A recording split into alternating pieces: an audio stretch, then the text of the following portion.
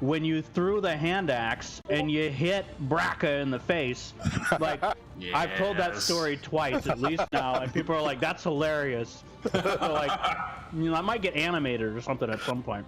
But man, Shade, inspiration for that. Agreed. And vote. I don't know if any of you got a chance to check. I just posted it yesterday, but that scene specifically, I added some like cool sound effects and stuff. So nice.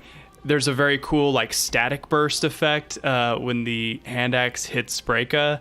That whole combat I like decked out with sound effects. So yeah, totally agree. That was a sick scene. Those recaps very useful because I listened to them like the day of to remember everything that happened last time. Yeah. And that's the goal. And I was telling Gray earlier that I'm kind of reevaluating my priorities with it, and really like this whole like streaming to YouTube and stuff. I'm not trying to build a following or anything. I'm really just doing it to be able to look back myself and like you guys and, you know, relive these moments. So the first couple videos were like really short and just like only the key data.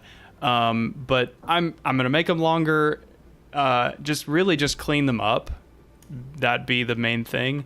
And like short enough so that it's not just a huge deal to recap for the next week. So like around an hour, like something like that, and just try to keep as much of Gray was saying, like, you know, wants to still be able to hear like the table talk and, you know, meta stuff that we talk about, and that's so much of the fun. So trying to leave more of that in and just not feel any pressure to make it a certain length. So hey, I want to put up the DM for inspiration. You know what that means. You know what I can do to you with that. Hey, you know, I'm just gonna. What about it? Last 3 sessions, you need it. Yeah. Hey, for days. I will take it. And so basically, me having inspiration means I can do what you guys can do with inspiration. Yep. So it's basically like using a legendary action. Yeah, I'll try not to punish you too much. Now that the stream is live, I will do a little show and tell of my T-shirt that Crikey made for us. This is art from the game. This is insert spoiler temple here. This is insert spoiler centaurs here. This is insert spoiler dragon here. Spoiler like hell place here, and then spoiler ocean and boat here. So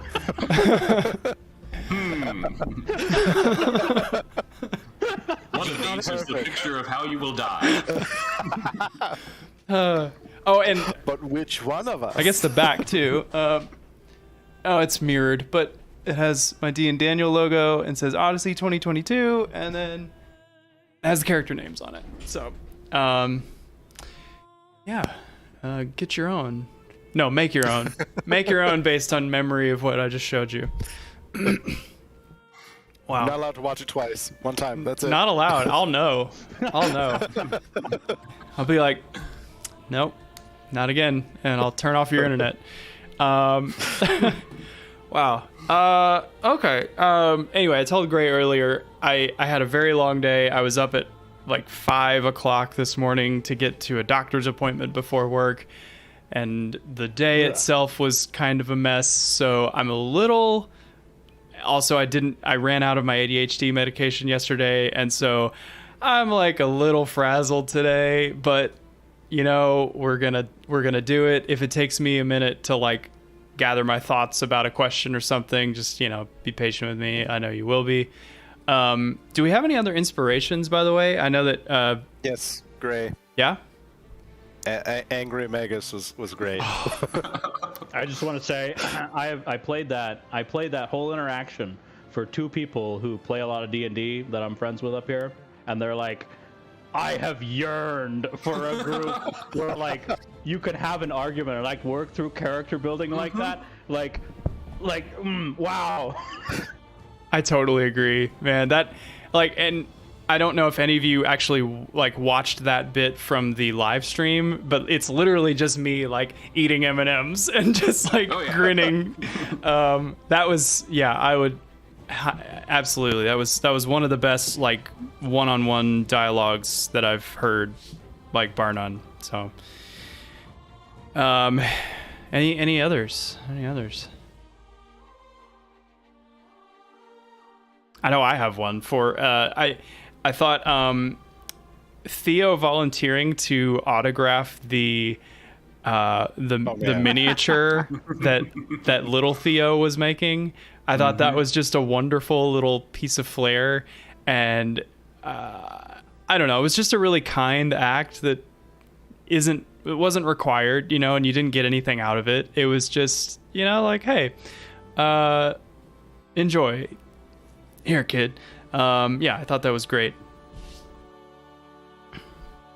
Well, thank you very much. Yeah, keep being a good person, and like, you know, when somebody's like begging for their life, you just claw their eyes out. I will say, your response. You go ahead. That this guy was kicked out of his nation by people who invaded it, and then he's been living basically feral in the woods, and so he doesn't have much, but what he does have, he defends, and he has Rue, who is very possessive and protective of him. So and he's also young, so he doesn't really know.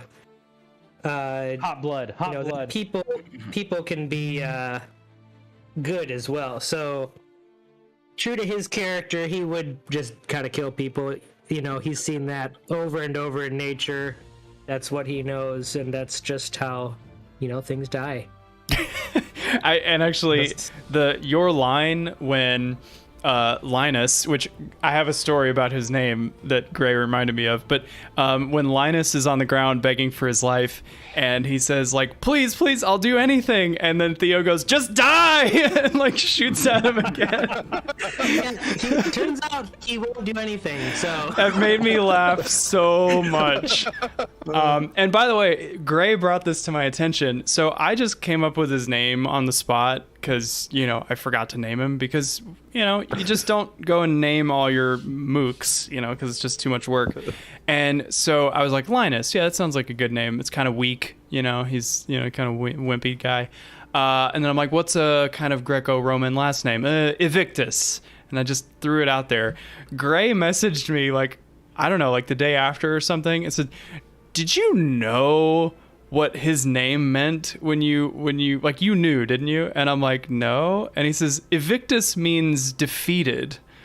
And I was like, oh, nice. I didn't even, I didn't even, I could have named him Victus, which means like winner or victor, but it was no. Evictus, like specifically Ivictus.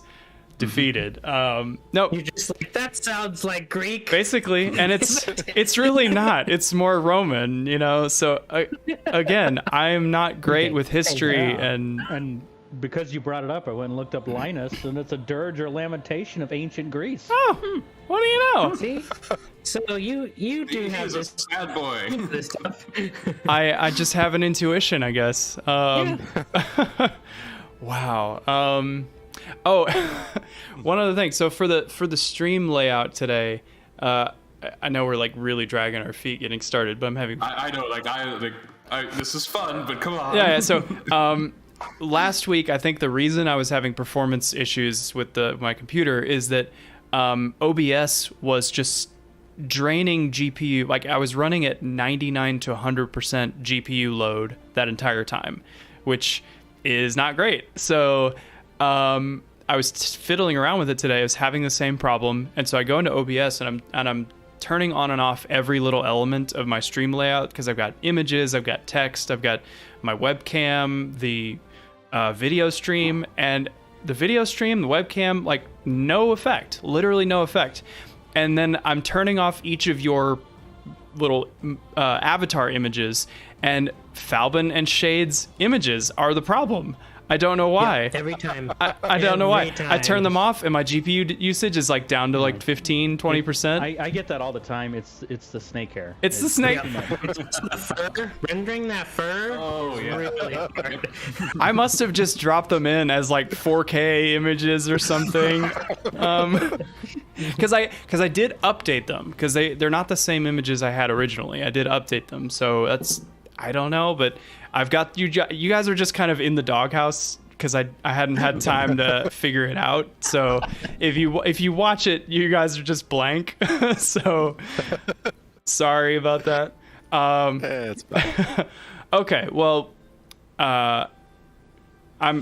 Cracky, thank you for bringing up the inspiration stuff. I think that is another part of like being a DM that I just love, when players are excited about other players doing cool things. That is like, that just means that the storytelling that you guys are doing is sticking and is something worth remembering. So I really think that's awesome. But I guess we can get into it, unless anybody has anything before we start. No. Yeah. Let's go. Okay. All right. Well, whatever. Introductions. I'm Daniel. I dungeon master sometimes. I'm the I'm the shithead who plays D&D. I'm joined by David, Shade. Tim, Theo. Adam, Falden. and Craig. Magus Lampros Brumius. Always got to have the full name. Yeah, boy. Oh, yes. Last time, for the full last time, go watch Odyssey Abridged, episode 4, which I posted yesterday, I think. It's very good. The combat and dialogue is awesome. So good. But in a nutshell, you guys made your way from the Temple of the Oracle, being ambushed by Breka on the way and his men. You killed them, except for one, and also shared a dream where Lutheria apparently was tormenting somebody, and then the dream was interrupted by seemingly Mitros, who you guys had sacrificed the boar to back in the first session. And you were protected from the negative effects of the dream. Not without like a little bit of awkwardness and tension. There were some great RP moments that happened, and the combat and everything, and then you guys made the rest of the trip to Estoria. Estoria is under the effects of a drought right now because they have not been apparently sacrificing to Sidon.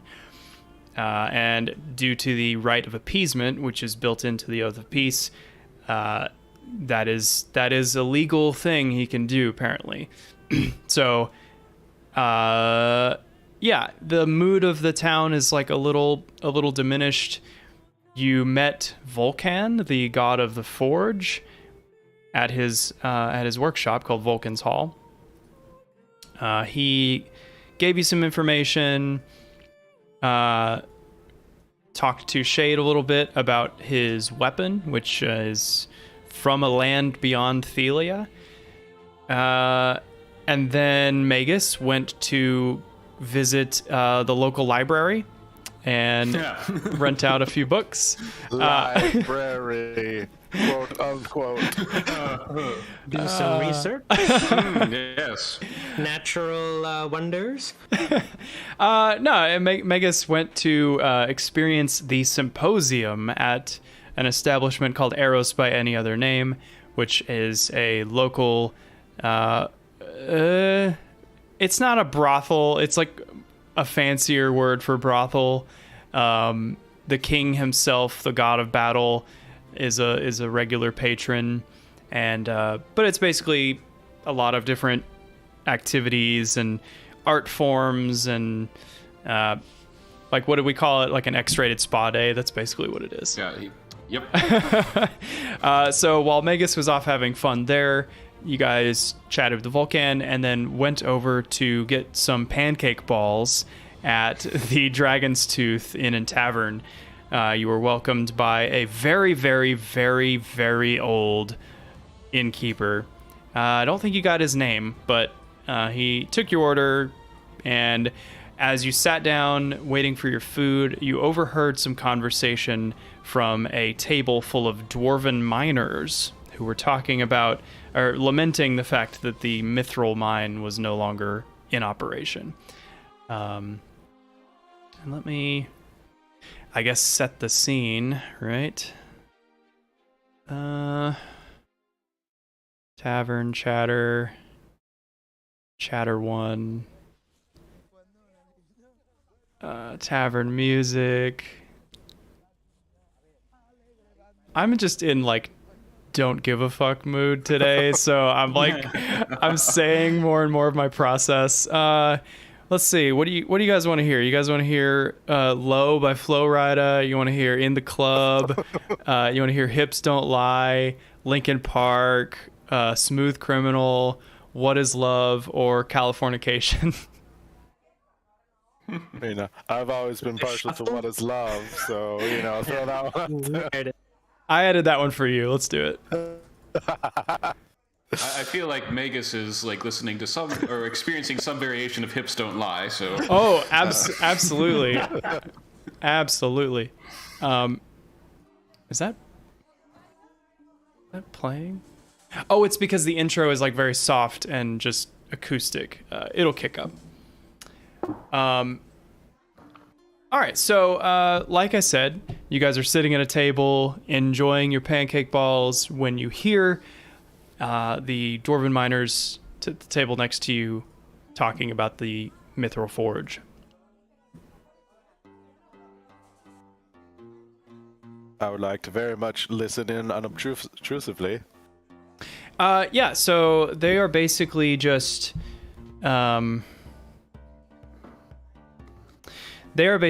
talking about how, you know, they hate that the yields at their current mine are so low, and some of them remember what the mithril mine used to be like. They're very old, but you know that somebody needs to go clear it out, basically. But who would dare do that?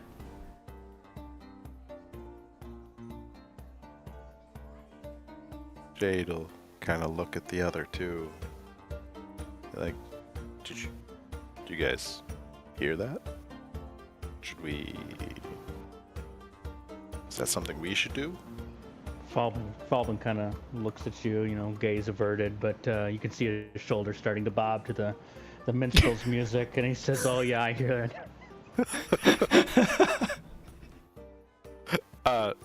Not the bit about the mines. Oh yes, of course. I heard that too. That's hilarious. Probably wouldn't hurt to get some more information from him first. Well, should one of us go ask them? Is that me? Do I need to do that? I mean, when you stand up, people pay attention. Alright, very well. Shade'll just kind of stand up and kind of step over through the crowd to the table. Say, excuse me, gentlemen. Oh, hey, how's it go? Oh my God. Pythor's beard, jeez. I think that's the first time I've gotten the Pythor's beard part, but I get that reaction a lot. I couldn't help but overhear you saying something about the mithril mine need to be cleaned out. Is that like a monster infestation or cave-in or? You see one of the older dwarves. He's also kind of bobbing to the music, but when you ask like what happened, his face gets a little more serious, and he kind of stares across the tavern, and he says, "Let me turn down this music a little bit. Hold on." Oh, come on. just so I can think. Just so I can think, really. It's like when you turn off your music when the GPS directions are confusing. You ask, and his face gets kind of sullen. He says, "Oh, it was a curse. it was cursed. A curse? What type of curse? Oh, well, I'll give you 3 guesses as to who might curse a place. I'm gonna guess has something to do with twins. He nods. Right, but what did they do? Whatever they did, many of my kin didn't make it out. Oh, I'm so sorry. It's okay. It's been a long time. The problem with curses is that you can't really go in with a pickaxe or a I guess an axe, a regular axe. We have those too, and just cut it down. You know what I'm saying? Right. So, what is there, or what is going on in the mithril mine?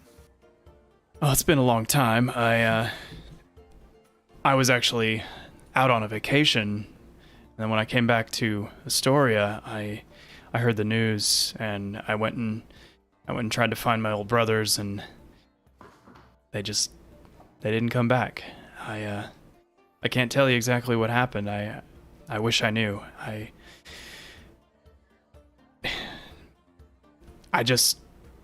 at that age where, as much as I would love to give them a proper send-off, I got important things here. Well, my companions and I are, I guess, adventurers, you could say, and I figured. And this seems the type of thing that we might be able to help with, or at least investigate more. Could you give me any specifics about where we would go to take a look into this? Yeah. I can mark it on your I can mark it on your map. Yeah, let me pull out my Pip-Boy. Here, a settlement needs your help. And he says, my directions are a little rusty, but I can get you in the general vicinity. You know, there's something about you guys. I've been hearing stories from the east. Y'all are the ones that they talk about, the ones from the Oracle. Yes, we are. He's got 2 tankards in front of him. He apparently ordered 2 at a time. Just, he as a good dwarf should. Yes.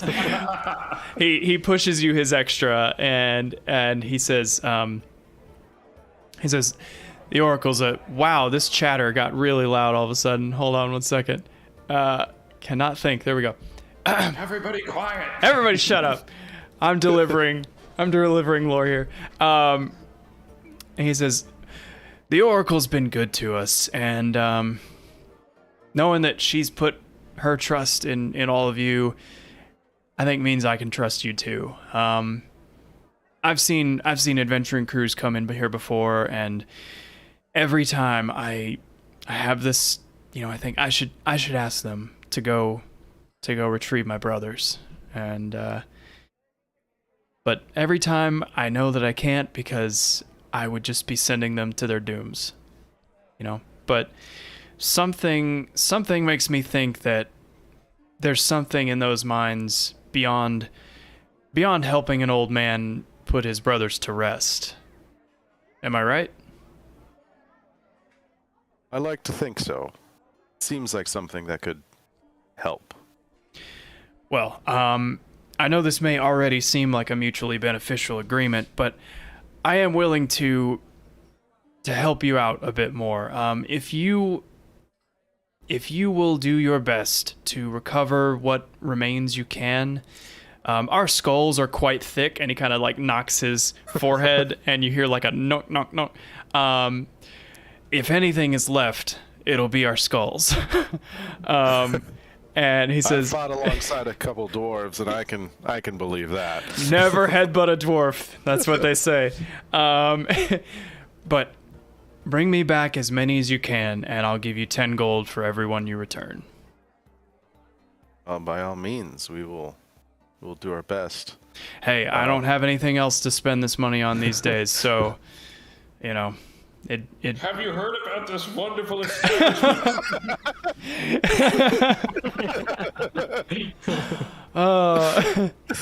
you're not there. 20 feet this way.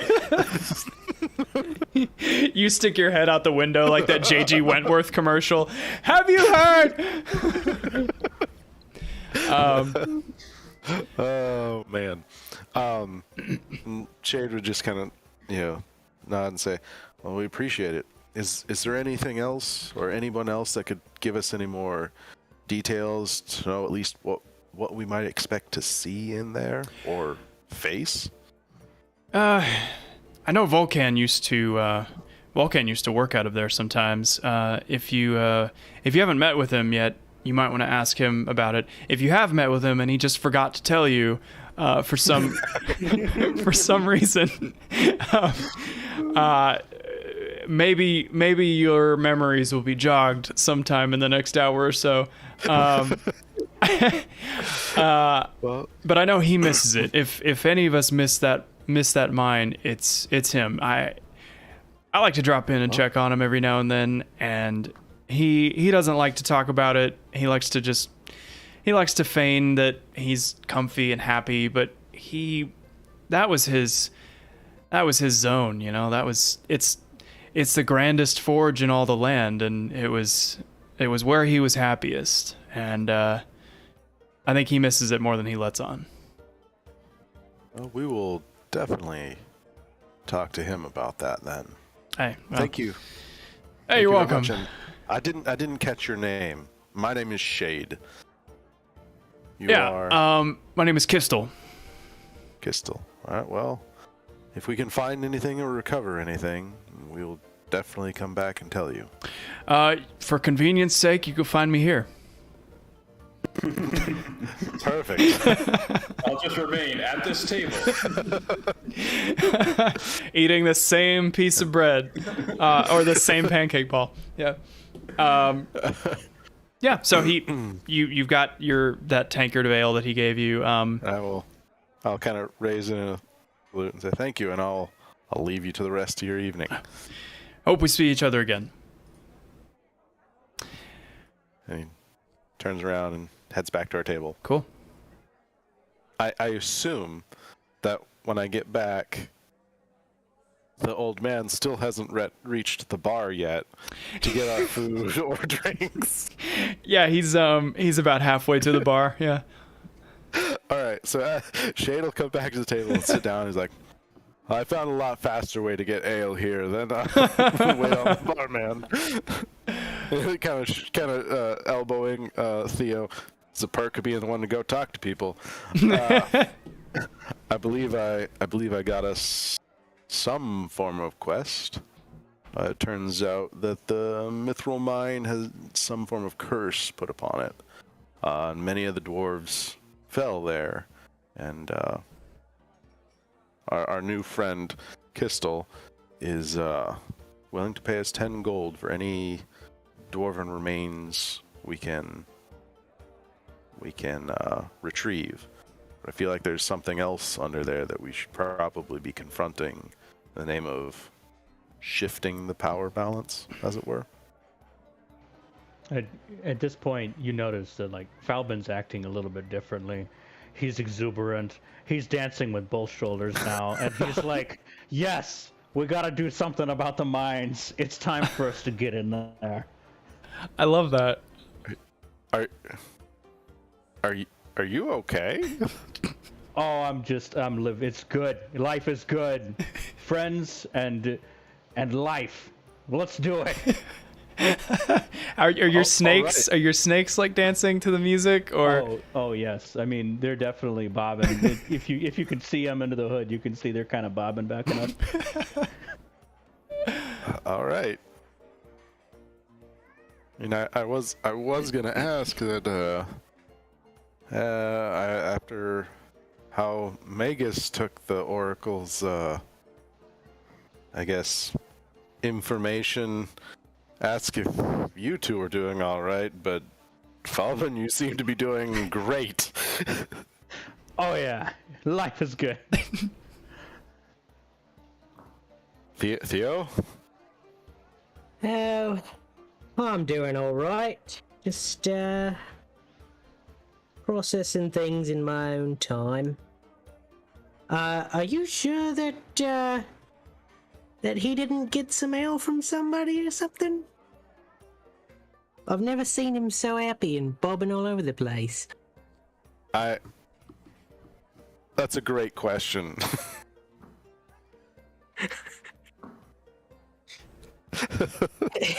He's now dancing a jig on the screen.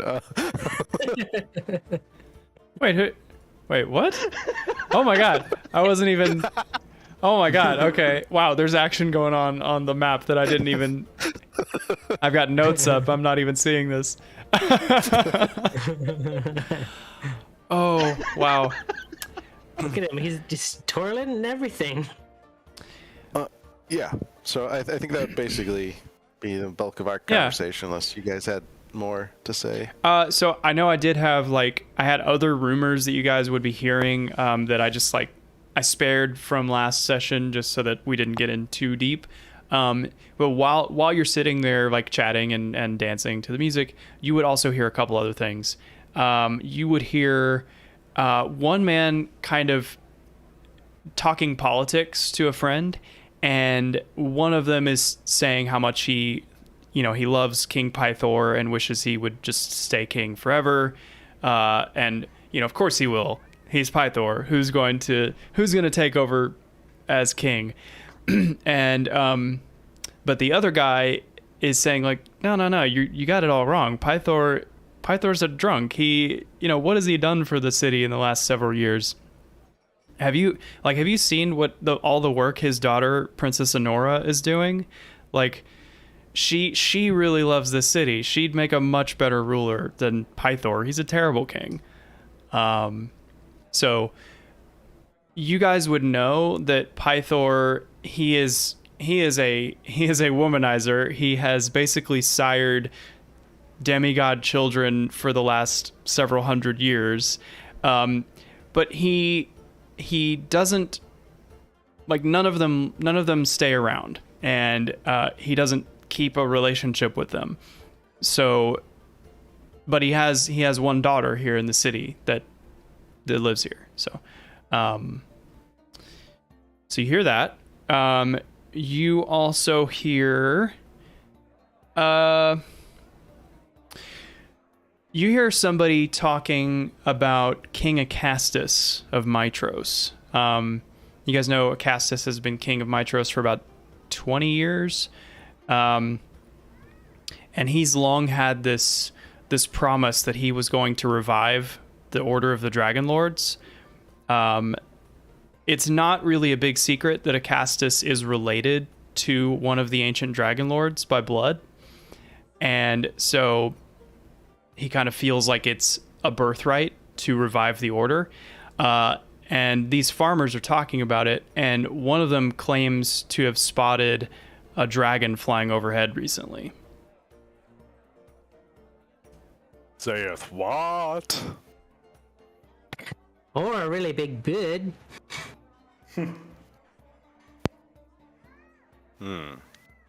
Well, to be fair, from what the Oracle said, it might not be far from the truth. Can we roll to see if this guy's full of shit? Yeah, do you want to ask him about it? I do. Okay, yeah.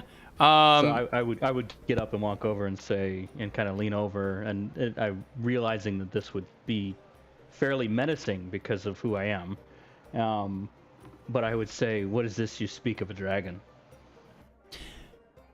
Oh, hey there, friend. I was out farming the field the other day, and big old shadow just came right over me, and just I thought it was a cloud, and then I look up, and glint of metal, you know? And just, it was gone, but could have sworn it was just bronze, like a glint of bronze. So it could have been a bronze helmet. He looks at his other farmer friend and he's like, "Are you hucking you hucking helmets at me while I'm picking asparagus?" He says, "No, mate, no, never." So it was of some size then. He's got a big head.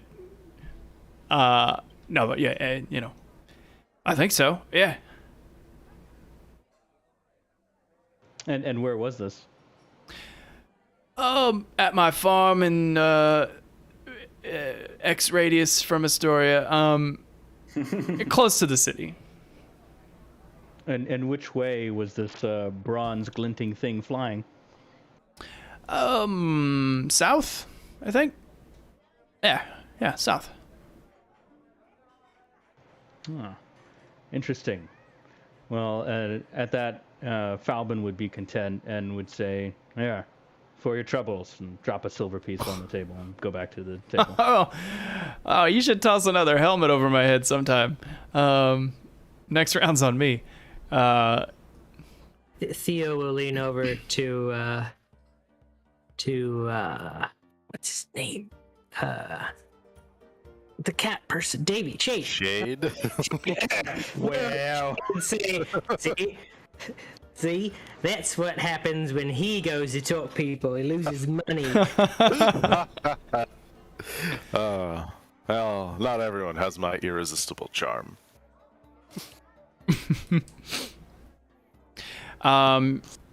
So that's kind of all all the juicy tidbits you hear during that evening. About an hour later, you guys get your drinks and your pancake balls, and Oh my goodness. they're very good. Fluffy on the inside, a little crisp on the outside. Worth the wait. Maybe. Almost worth the wait. But yeah, so unless you guys have anything else, we could pass the night and reunite all of you. That's am I spending the night here? So it was like How long am I at this it was place? like a 6-hour thing, and you guys got to the city, I don't know, like afternoonish, right. late afternoonish. So you might show up kind of like right around closing. All right. Well, as I could tell, the evening's winding down, and just part of conversation at the table, and in my high spirits, I would lean over and I would say, "Theo, you may have noticed when I grappled the longsword at the Temple of the Oracle, I ended up keeping that, and for some reason I've grown fond of it. It's fairly damaged. I've named it Elric. I'm wondering if you could repair this longsword for me." Is that the one that you whittled down? No, this was his friend that I grappled at the beginning of the combat. Took off to his side. That's right. Yeah, I remember. Yeah, I could take a look at it. Wonderful. I'm gonna hand that over. All right. Actually brings me to a question. Are either of you guys proficient with longswords? Yeah, I'm definitely not proficient with long swords at all. No. I am. Okay. I was considering picking up a couple sparring blades to use with Magus, and I was wondering if either or both of you would care to join us in our morning sparrings, if we actually can consistently use those.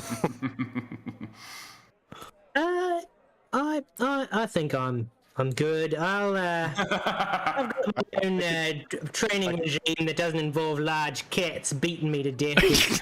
I can teach you how to use the sword without without quote unquote beating you to death. I don't know, mate.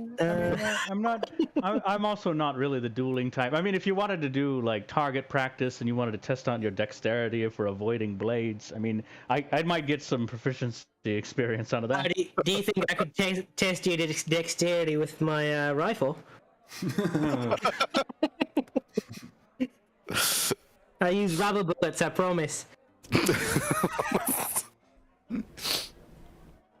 Rubber, what's that? you speak of such strange things sometimes, Theo. I found this stuff in a tree once. Crazy. I assume it was while you were looking for the birds. Yeah, I mean, where else would you look for birds at? Fair enough. Wow. It's about this time that, you guys are, kind of wrapping up talking about sparring in the morning, and Magus, you say you are done. What are you up to?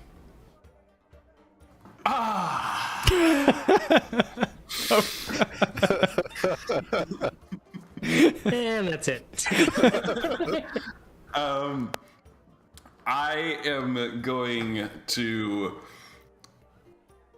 I guess, however things wrap up in the symposium, I am skydiving. going to. Oh yeah. I mean, I have Featherfall prepared. Let's go. But yeah, he'll kiss the attendants on on the cheek and collect his things. Say you have all been absolutely marvelous. You do not know how much of a blessing this evening has been to me. Mm-hmm. Oh yeah, if you want to say anything. I say, well, it was sure nice having you. I should have interrupted you. You know what? That's better if you don't speak. Remember when he was like, by the way, they're not Norman.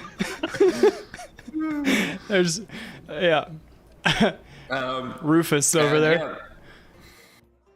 And he will collect his belongings, and I guess head over to the one inn in town that he knows about, and meet up with the rest of the group. Yeah, you can still see the glow of the lights through the doors. People come in and out, or mostly going out. And the door is open from one patron leaving, and it's slowly closing, and you can see this very, very old, frail man moving to the door to go lock it, and you think you're too far away, maybe you're not going to make it in time, but you keep walking and you got plenty of time. And with a new spring in my step, I slip in through the closing door, and look around for the rest of the group, which I assume are pretty obvious. Yeah, they're some of the last people there. Mm-hmm. All right. And I will go up to and just sit down at the table. It's well, I don't know about you, but my experience in the city thus far has been fantastic. Sounds like you had a good time then. We had I highly recommend it. Maybe not pancake. Tasty. Nards.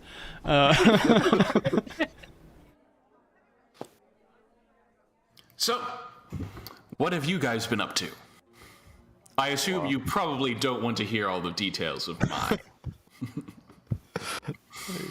You can. I'm good being spared the gory details. Well, we talked to Vulcan. We talked to Vulcan. I'll look over and raise an eyebrow at Kyra. She just kind of rolls her eyes. Yeah. Yep, Vulcan. Yep.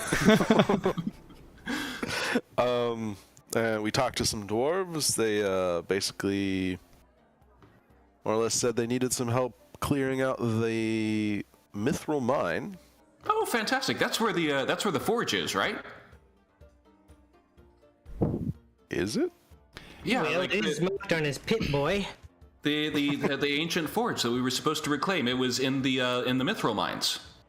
I knew it was in the mithril mountains, but if it's in the actual mithril mine, then that makes it that much easier. The forge is in the mithril mines. The Tillamook necropolis is in the mountains. Ah, I must have got those mixed. Either way, but they said the mines have been cursed by. I'm sure you can guess who, and that many of their brethren died there, and that they're offering us money to retrieve their remains. And it seems like, to me, it seemed something that would be useful for us to at least look into to help shift some power around. Other than that, we've just been sitting here talking. Falbin, do you want to tell them about the dragon? Aye. Dragon. Supposedly there's a dragon around these parts. It's flying south. That's about all we know. It may be a bronze dragon, though I'm not sure how much we can. Could also be a flying helmet. A large flying helmet. As they do. Do I know if dragons can shapeshift? Do I know if dragons can shapeshift? I have a feeling it's like an adult or ancient dragon trait. Okay. Yes, it is. It is? Okay, yeah. Feel free to chime in. Would you please roll a... Since it's related to a spell, it might fall under Arcana, but you could probably also do a nature check because it's about a species of animal. We're going Arcana on that. Okay, cool. The wizard wants to go Arcana. Yes, actually. Yeah. So, what was it, Davey? Like ancient dragons only, or adult too?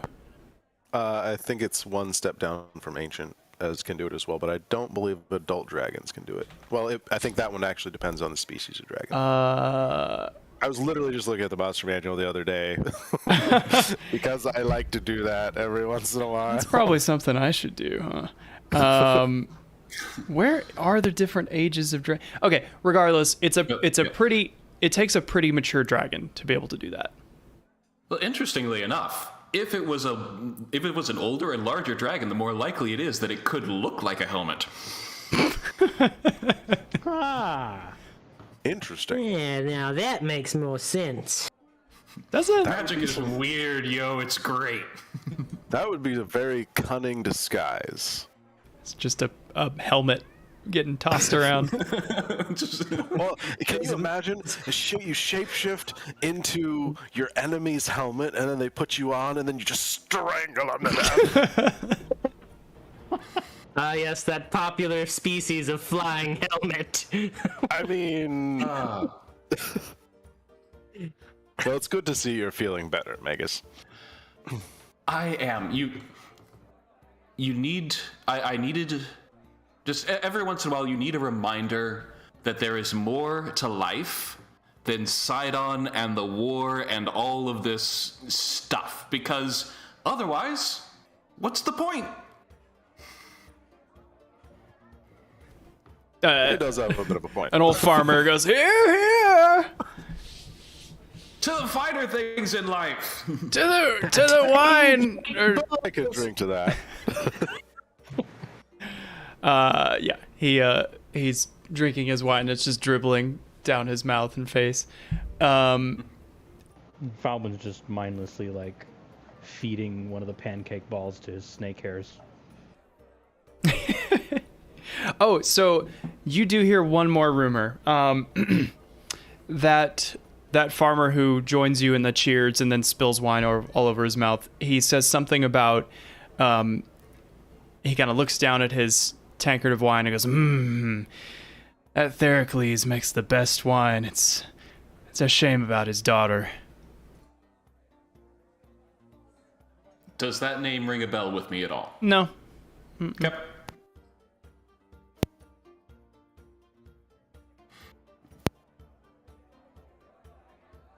Well, I have had a full evening, and I am both fully relaxed and exhausted. Well, it does seem like this is clearing out, so we should probably grab some rooms before they are all gone. The bar, the tavern owner, he kind of puts his hand to his ear, and he says, "You said rooms? Yes, good sir, rooms. There's 3 up there for you. Take them. Thank you. Free of charge." Free, you say? Oh, why? Why, thank you very much, sir. You boys brought in more business on a Greek name for Thursday evening than I've had in years. All right. Well, we won't say no to your generosity then. He says, "I don't care."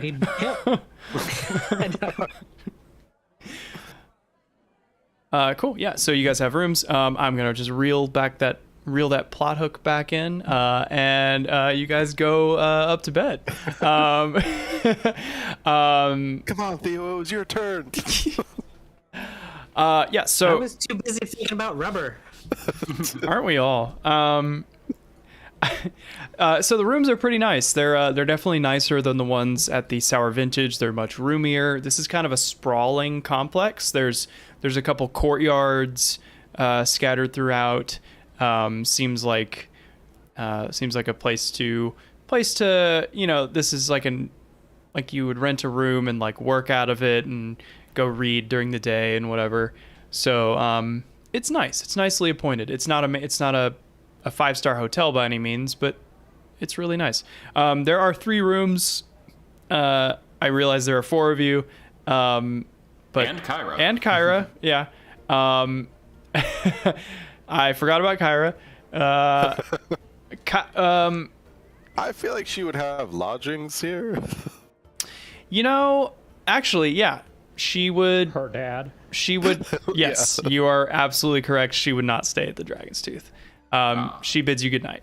But yeah, however you guys choose to split that up is fine. If you care. I'd offer to bunk up with Theo if he's interested, since he's going to be working on my longsword. I'm kind of attached to Elric. Well, if it won't keep you up, my banging away. I love that your bedtime ritual is just go and work for a few hours. Like I've got too many ideas in my head. The inventor never truly rests. I love it. Exactly. He walked for half a day. He's got to do something now. He didn't have a table. Yeah, you can't craft and walk. All these ideas I had, and then rubber too. So what you need to invent is a little desk that folds out in front of your chest and hangs on your shoulders. Sit-stand desk. Yes. Yep. Mm-hmm. I'm just imagining him inventing that contraption, but only backwards, that he would have Shade replace his backpack with. And he'll have Shade carry it for him. Now we'll talk later. That's smart thinking. All right. Well, some of you get some good sleep. But yeah, you guys all rest well, and you take a long rest. If you needed it, you have it. I'm going to say, in the middle of the night, Magus bolts awake and is like, that's it. And I'm going to cast, not even ritual cast. Like, this is like full cast Identify on the necklace that I got. Okay. You fully cast Identify. Mm-hmm. It is about the same effect as when Theo cast it. It's like there is some magic here, but it seems like dormant or incomplete. Something. Whatever's in here is hard to get a read on. Yes, yes. Okay. And I'm going to rush into the hall, and I'm going to go to Theo and Falben's door, and I'm just like banging on the door in the middle of the night. Theo, wake up! All right, you guys take back that long rest I gave you. On his sword, and he's oddly enough hitting the same rhythm as when he's knocking on the door. I cast Thunderwave. No, I'll go to the door and say, what is it? And Magus is there, and like he's crazed, mad scientist excited, and like he hasn't even gotten dressed. He just has the sheets haphazardly wrapped around him. Oh, I know that look well. And I'm going to say, Theo, your ring. You cast Identify on it, didn't you? Yes, I did. And what did you see? Not too much. I'm pushing my way into the room. Like I'm like, did you have it with you? Yeah, right over here. I, keep it under my pillow, because why not? Okay, yes. And you didn't see much. Right. Theo, are you familiar with the symbol of the Caduceus? Caduceus who?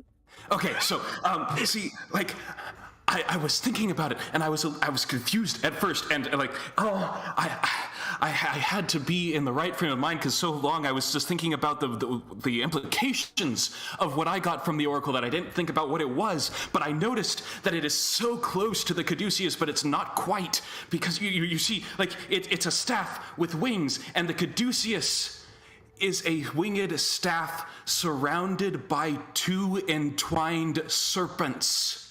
Ah, that's just like my ring! The reason you couldn't get much with Identify, and I hold out the pendant, is because the artifact you cast on was incomplete. Oh, two parts of the same. And so now I'll get the ring and start fiddling with configurations and seeing how it fits.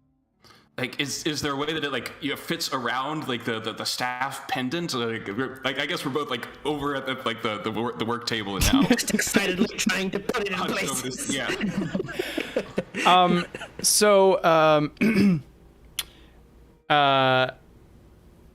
Why don't both of you roll an investigation check? The DC is like whatever you would set a DC for, like a toddler putting together one of those like shape assembly toys. No. We had better not fail this.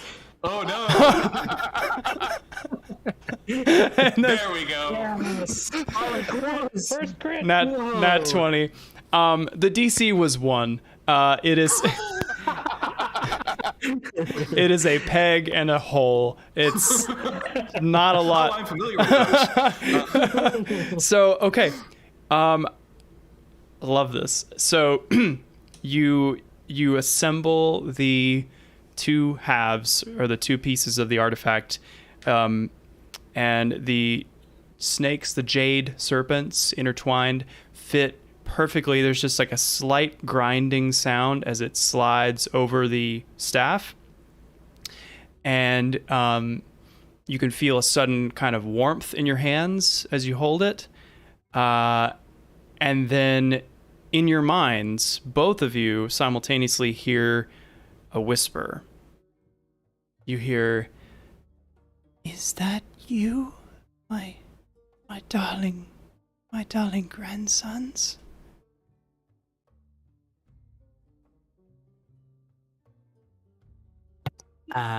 Who am I speaking to? New phone, who this? I just got a new number. Well, I called you grandsons, so I would hope that it would follow that I am your grandmother. Yeah, just because somebody says something doesn't make it true. I think it's. I think what my cousin is meaning to say is that it's been several days of revelation for both of us, and I thought I had 2 grandmothers and now 3, but one is who I assume owned this pendant was dead, but now is speaking to us? She doesn't really reply to that. How about we start with names? I am Magus. And I am Theo. You just hear kind of like a satisfied, oh, my boys, my good boys. It is good to know you.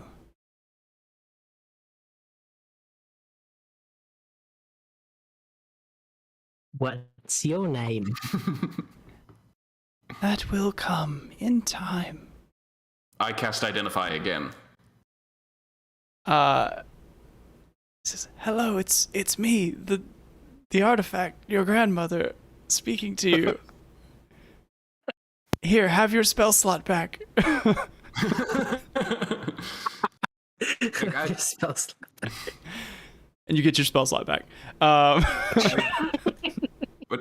Refund.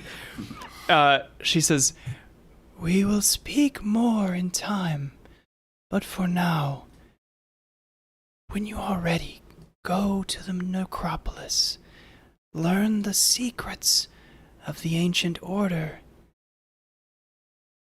discover their power, resurrect the order, and slay your evil grandfather.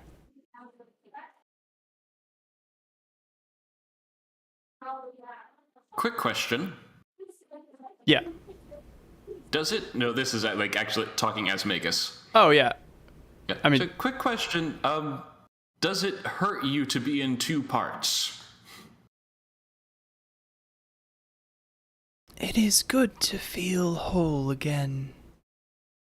But I am just fine either way. Now I must go. Rely on each other. You both are so talented. I'm so proud of you and all you've accomplished.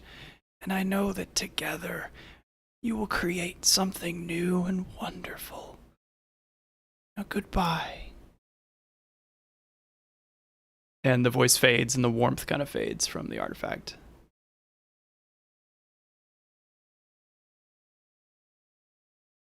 So, do you know who that was? I have no idea. That is not at all what I expected to happen. I definitely didn't think putting together an inanimate object would produce speech. And particularly from something claiming to know us. Yes. This, should we trust it? I mean, I don't certainly know. have no reason to trust this, voice. I mean, the Oracle gave it to us, but I don't know if but she I didn't even trust say her. her name. Yeah, shady. I think that until we have reason to talk with it again, we keep it separate. And that way, if it is malevolent, it's subdued. Keep it secret. Keep it safe. Something like Yes. that. A mentor told me that once. Leave room for Jesus. Oh, Magus is past that point. All right, that sounds prudent. Here's your F, and I'll take mine. And hopefully we can find some more clues before we act on this information. Indeed. I am curious. Oh, go ahead.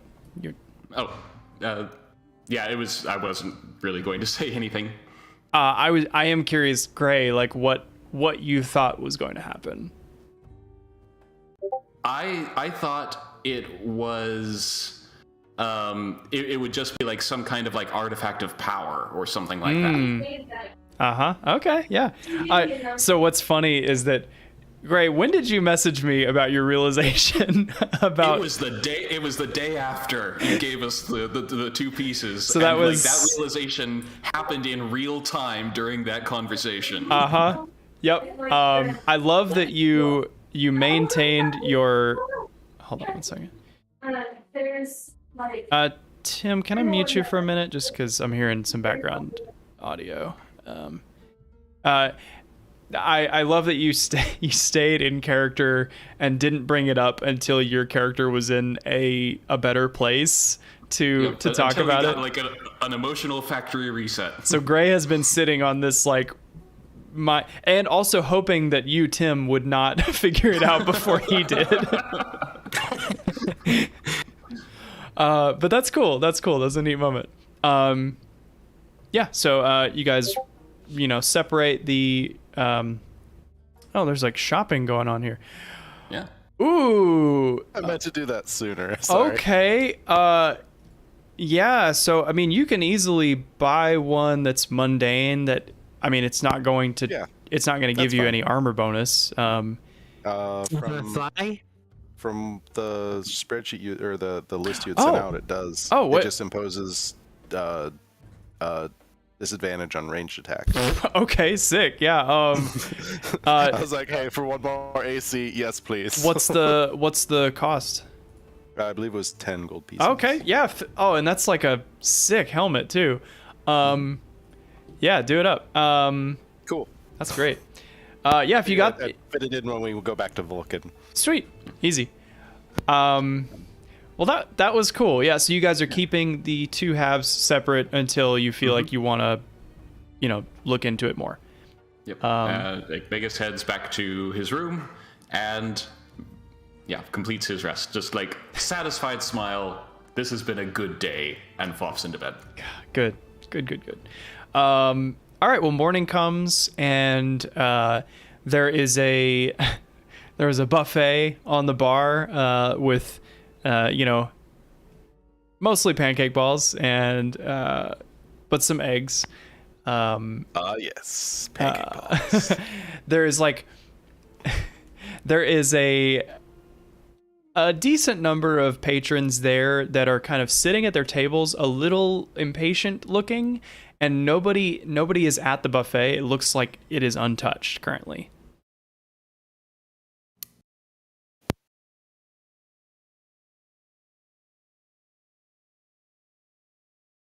So is there a reason no one's eating? Out from behind the bar, the innkeeper says, Oh, this is just a little thank you breakfast from me. Delphion, my name, which you haven't asked yet, but it's fine. Thank you, Sir Delphian. You're welcome. Help yourself, and then you normies, you regulars, can go afterward. Can I do an insight check on him? Sure. Yeah. What are you looking for? After knowing that there is a presence of Sidon in this city. It just seems a little bit suspicious that there is food set out specifically for us. That's totally fair. Okay, go ahead and roll. Come on, Magus. There's nothing wrong with it. There's no way this could. Pretty good roll. It's a 20.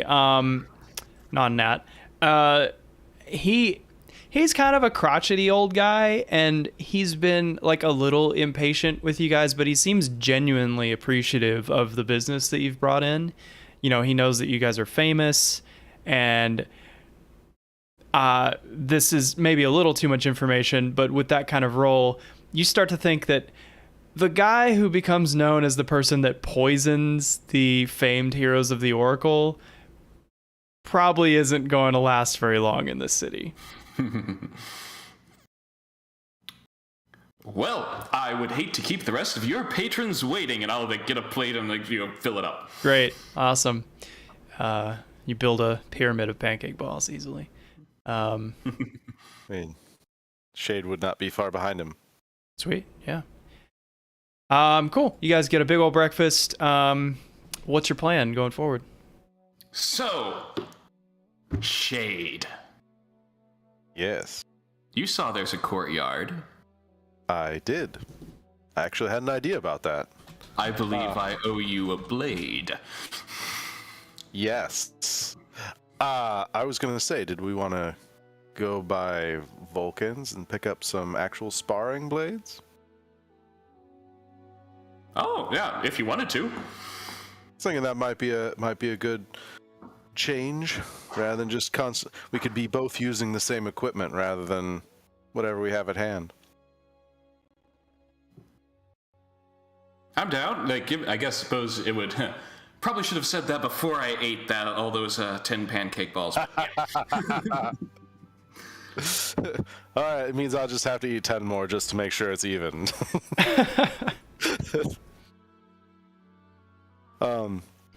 But yeah, he's like, I am all for that. Sweet. So you guys are gonna run over to Vulcan's and get some gear? Yep. Okay. Yeah, I figured, while we're at it, we can ask him about the mithril mine, and you can get a chance to meet him and ask him any questions. Certainly. Yeah, absolutely. Cool. So you guys head just right across the street. It's still early in the morning. There's some people milling about.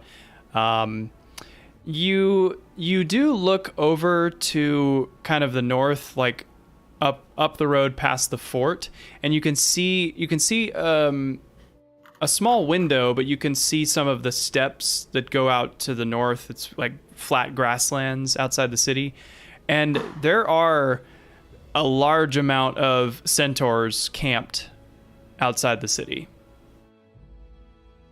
like centaur warriors.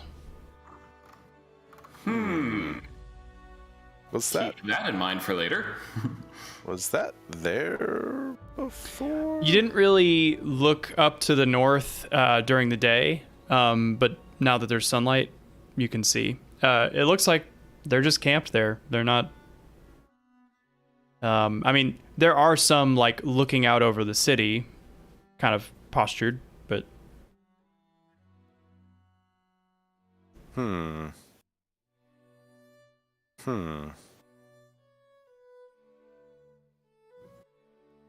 Well, maybe we should ask about that.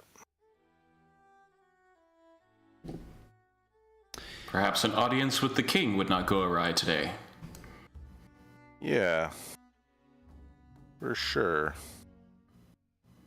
But if you continue over to Vulcan's, you open the door, and he's drinking coffee. He's not hammering. I feel like the blacksmith just hammering every time you approach.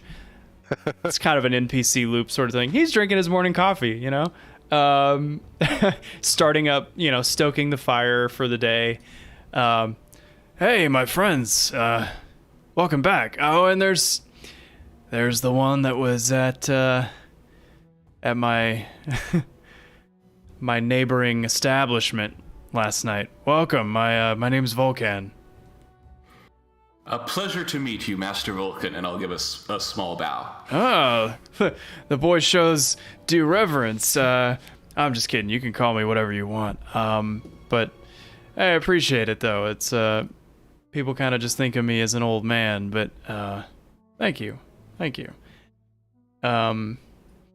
Anyway, I guess I don't do a lot to earn the title, but I didn't expect to see you back so soon. I mean, I'm happy to see you, of course. Saves me the trouble of getting up and going somewhere. But what can I do for you this morning? Well, first, if you have some practice sparring blades, I need to teach this one, and you shade like standing a foot above me. I need to teach this one some lessons without actually causing him too much harm. He kind of removes his monocle and kind of tilts his head forward and looks kind of, huh? Vulcan's gonna roll an insight check. We have a running competition. I see. Well, if it's running, More of a sparring competition. How about that? Ongoing. Well, I'll tell you what. The running I do with your daughter. Do you now? I think she let me win. He says, she better have let you win. It's fine. She can. Yeah, I've got some blunt tips over here. Long as you let me watch. This is something I'd pay money to see. Don't charge me, please. All right, so Yeah, he hands you two. They're blunt, but still bronze. They'll still hurt. Yep. And there's a back, like it's small, but it's a place where Theo chops wood, and they make charcoal out in the back.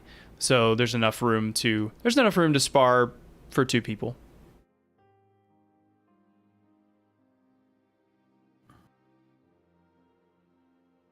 All right.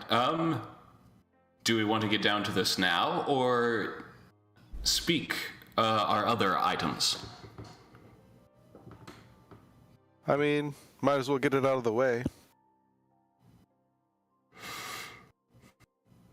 And then we can have all the time we need to speak after. Yeah. He leads you out to the back and kind of sits up on a pile of wood and crosses his arms and seems to be awaiting the show. And DM, did you have some, like, I think you'd mentioned to me at least earlier about potentially some way of expediting these rather than doing a full-out fight? Yeah, I've been scrambling my computer the last 5 minutes looking for that. Should we discuss the other things with Vulcan to give you some more time? Well, who has to voice Vulcan while you're doing that? God, I did have something for this. Hold on one second.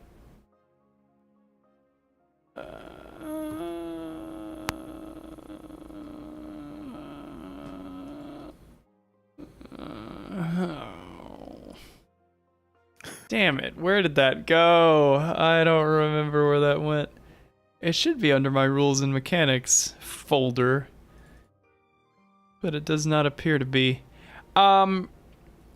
If I remember right, it was something like you use whatever modifier you would normally use. So like if you're using longswords are not finesse weapons, so it would, I mean, you can use dexterity if you want, but you won't be proficient with it. Right. And we don't really use HP. It's just kind of like a whoever hits most out of 5 kind of thing wins. Shit. If it would be faster, I think we could just do the regular way. I'm fine with doing it the regular way as long as we don't just like have the HP drain be the measure for success. Okay. Maybe. Okay. Well, we can just basically roll against each other and go from there. Yeah. We'll just play it as like versus rolls and best out of 5 kind of thing. Okay. All right. Not with all of that armor, Shade. Of course not. I mean, he takes his. He wouldn't. He doesn't have his chainmail equipped. Or else I'd have to do something to even us out. I would hate to have you have to waste a spell slot on me. All right. I guess roll initiative. Yeah. Oh, we need combat for that. Oh, right. Yep. I'm trying to do it on my guest account. I am all over it today. Let's see. Encounter added. Okay, you should be able to roll initiative now. I mean, I'm just going to give a quick wink over to Vulcan, and then a twirl, and then come in like underneath Shade's side. Sweet. Yeah, roll to hit. Ooh. That'll miss. All right. All right. And Shade will respond with a counter. I got it. So we'll say it's the most hits out of 5. So the fact that you missed doesn't really say anything. Yeah, that hits. You put yourself in a little bit of a vulnerable position, and Shade's able to smack you. That's right. 1 success. Yep. Back to Magus. Come on. No! I'm in front of an audience. This is embarrassing. I think you spent a little too much time over next door. And I'd do it again. I'm sure you would. Yeah, so I duck out of the way of that I one. assume Shade swings a little wide on that one. I assume an 11 doesn't hit. No. It does not. There we go. Oh, and that's a crit? I might count that as 2 successes. So like Shade delivers this like cheeky, smarmy line about you spending too much time at the place next door, and then what is your what kind of blow do you deliver with this crit? As he bends down to to make that strike against me that I dodge out of the way, I spin and I bring the dull point of my short sword up against his neck. And just tap it. So like simulating a killing blow. Yeah. Yeah. Okay, cool. Shade, you can respond, but it looks like Magus has suddenly turned the tide here. You guys are 2 and 2. Very good. No, Oh wait, you're it's only 1. and 2. Yeah. Yeah. So sorry. He's got the lead. So this blade comes up under your neck, and you know that if it were real, you'd have been in trouble. Ugh. And I slip away. Oh, that's smarts. Ugh. Only your pride. Only your pride. That's a good one. And as you say, only your pride, you deliver the last blow. How do you finish the fight? That's as I say, like only your pride. Again, like as he comes towards me, I jute to the side, and come in close with like my short sword like right up under his ribs. Nice. Sort of positioned under his ribs. I like this style of fighting where it's like simulating wounds or killing blows and stuff. Mm-hmm. Yeah, and Shade, you are just reach up and like tap the side of his head. Yep, you got me. This is why it always is terrible fighting the short, wily ones. They're so wiggly, can't get them in place. Vulcan chuckles and says, "Yep, that's true." This is why I use a glaive. Keep them at a distance. I use a hammer so I can feel their bones breaking. I've been known to do that a time or two. Great fight. You know what? I just got distracted, and that batch of charcoal is ruined. That's okay. Theo will make some more. Well done. Well done. That was something. You guys do this every day, or? Oh, we've done it a couple times. Well, this is the second time. And who won the first time? He thoroughly smacked me down the first time. But I was close. Sounds like he gave me a run for my money the first time. Sounds like a budding rivalry. Something like that. Although I'm pretty sure he's gotten me beat on the magic side of things. I just can't. Those fireballs, they don't work. I tend to agree with you. Well, let's go back in the workshop and talk shop. How about it? So, you guys look like you have a question for me. Is there anything we didn't go over yesterday?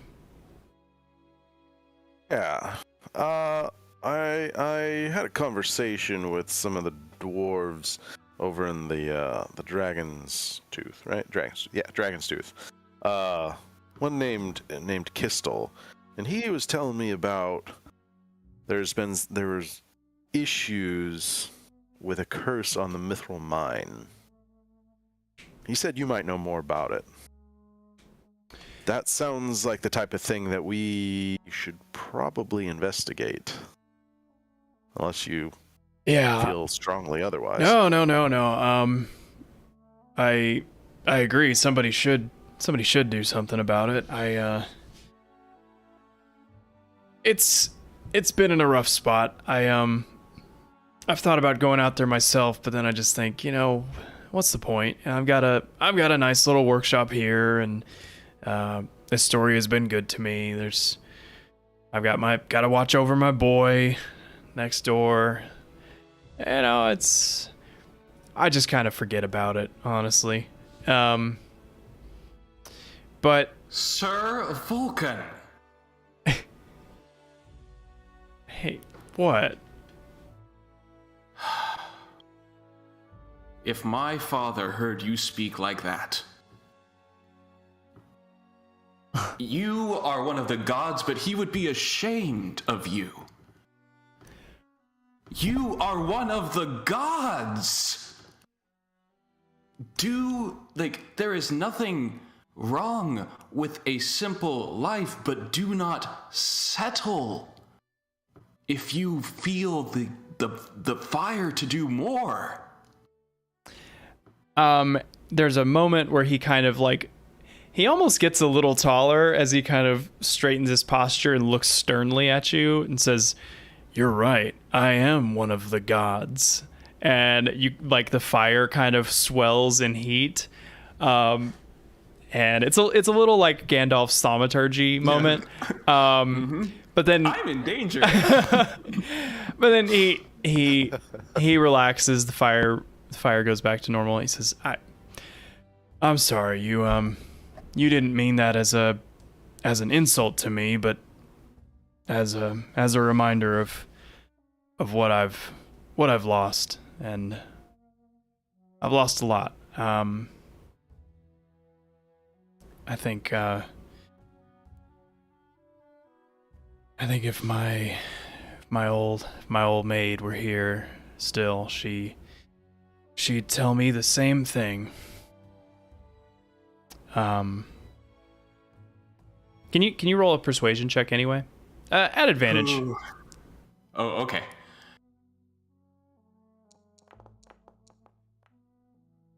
At advantage. At advantage. Come on. There we go. Okay, yeah. Much better. Yeah, so he has that reaction. He says something about, his dear departed would have said something similar to him.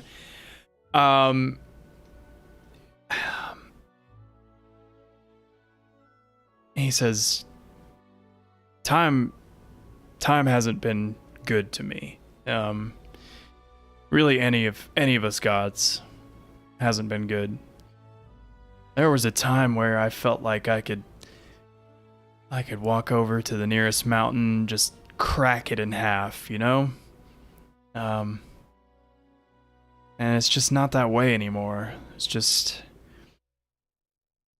time is wearying.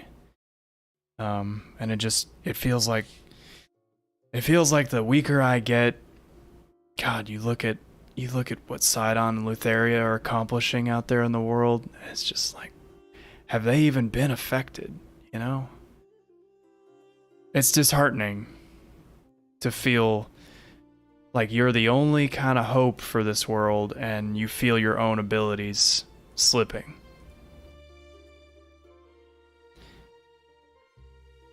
When was the last time you cracked a boulder? It depends on the size of the boulder. I don't know why I'm thinking of that interview with Bill Gates where they ask like can you jump over a chair, and he says depends on the size of the chair, and then he does it. He says I'd like to feel a good boulder crack under my hammer again, but I think Would clearing the mines help?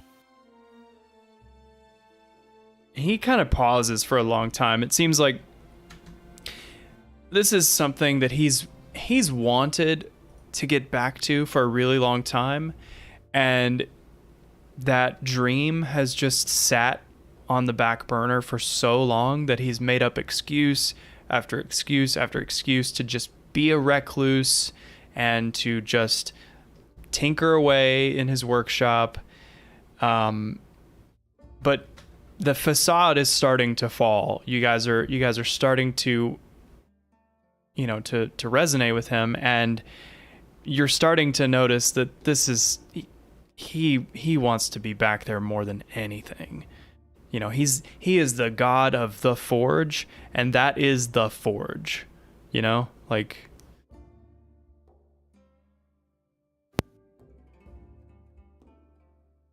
If clearing the mine would help, is there anything you can tell us that would help us do that?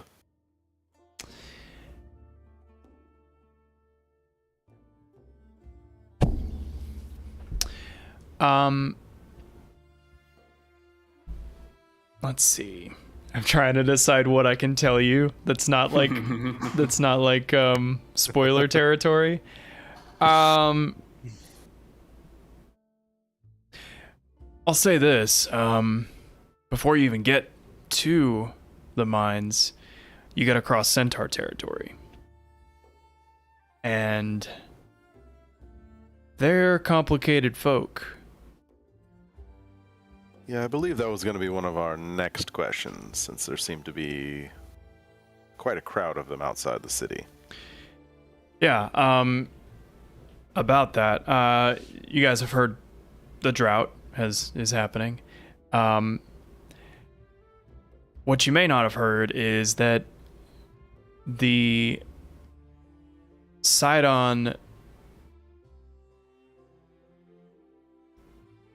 proposes to have the army of centaurs raise the city of Estoria if his sacrifice demands are not met soon.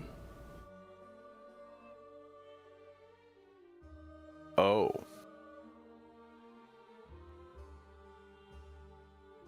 Now, I don't know if it's just a bluff. It's hard to say. The oath is sort of not clear in these matters. He hasn't really given us much reason to dismiss this as a threat.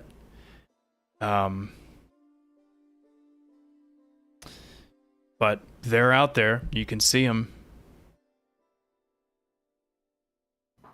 Right.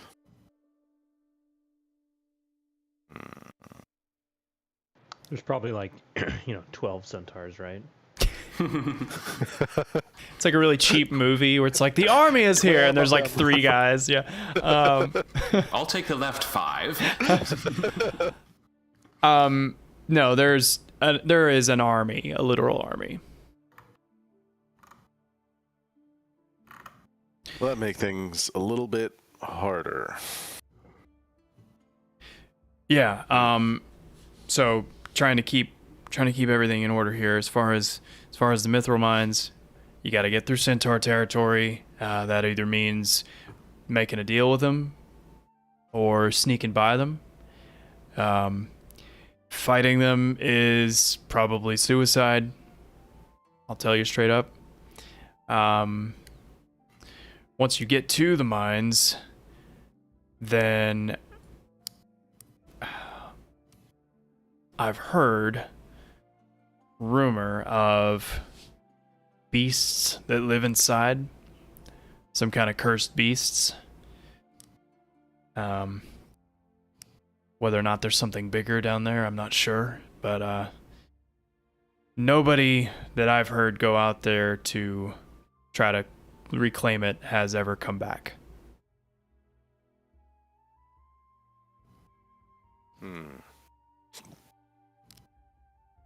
But I'm sure you guys got it. Of course. But know this, Lutheria's magic is at work there. And I don't know how much run-in you've had with her style, but it's not fun, and she has a twisted sense of humor that you'll come to find about her, and it's really not funny to anybody but her. From the brief taste we've had, I can imagine. But as dangerous as that all sounds, I will tell you, if you're thinking about going there and clearing it,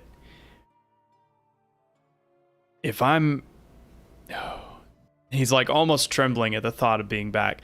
If I was back there, I could craft you guys things you wouldn't believe.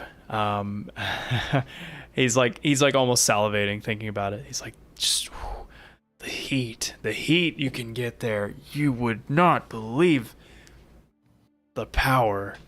You know, it feels like me. It feels like there's another god. You know, and it's that just molten, raging inferno that just spits out the finest material. So, here's my promise. If you get there and you're able to secure it and you make it back, I'll craft for you till till the end of days.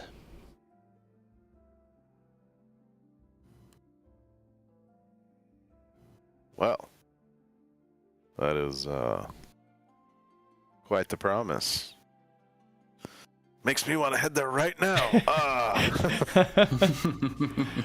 I would take your time. It's been there. It's been abandoned for a long time. It'll wait. Yeah, and like you said, we probably have to deal with an army of centaurs first. Yeah. Yep. You sure do. You might want to go. I mean, I have a feeling he's going to be requesting your presence more sooner than later, but you might want to chat with Pythor. He's got some of his own problems going on, but they, I think, will give you a little more info to go off of. All right. Well, I think that works. Oh, by the way, could I buy that helm you have over there? I saw you eyeing it. It's you can't really hide what those big baby blues are doing, can you? No, I I saw you looking at it when we walked in. I had Theo polish it up for you. And yeah, I think I can drop that image into the chat. I think. Can I do that? Yeah, just. Oh, it's not working. I think I have to have it saved locally. Anyway, it's a very like Russell Crowe from Gladiator type of helmet, but it's got like a crest on the top, right? Yeah. I guess also MF Doom for you 90s hip hop fans. Forgive me if it's not 90s. I think it is. Anyway, he wears that same helmet. Yeah, so you hand over the gold. It is freshly polished. Can you remind me what all it does? It is +1 AC and disadvantage on range attack rolls while I'm wearing it. Sick. And makes him invulnerable. And very scary. +12 to intimidate checks. That's very scary. That terrifies me. Yeah, you got it. I'll make sure. Hopefully, Hero Forge has something like that. I think it does. That's okay if it doesn't. All right, you got your helmet. Where are you guys going now? As we are leaving, I will say to Vulcan, you showed me a glimpse of what a god of the Forge can be. Do not forget how good that feels. You got good words, young elf. Look forward to hearing more of them. Thank you. Sincerely. Now, please forgive the uncouth nature of my son as you go see him. Maybe I'll have more words for him. Good luck. Cool. So, as you guys head outside, you are actually met by a contingent of hoplite soldiers. They're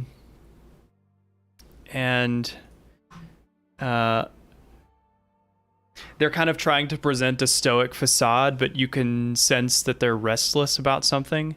One of them, bearing like an officer's insignia, steps forward and hails you and says, "By order of King Pythor, requests the presence of the heroes of the Oracle to his palace post-haste."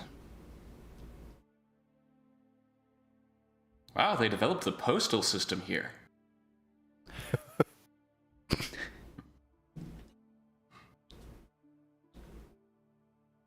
I don't know what to say to that. Shade'll put on the helm, look the guy dead in the eyes, and say, "Lead the way." Oh, this is, by the way, kind of a flavor image of kind of like the Agora area of Estoria. Nice. Yeah, so I keep forgetting to show these to you guys. That's a good drawing. It is. Yeah, so you guys follow the soldiers up the hill, and let me open my other notes that I need for this part. On the way, how is Falbin looking? Is he still jovial today? Yeah, I mean it's more muted, but he's Okay. happy. Good. All right, yeah, so you guys are being summoned to the Estorian Palace to meet with Pythor. You guys know that Pythor is one of the 5 gods and the legendary god of battle. Let's see. He's ruled over Estoria for centuries, and rumored to have had more than a dozen wives and countless mistresses.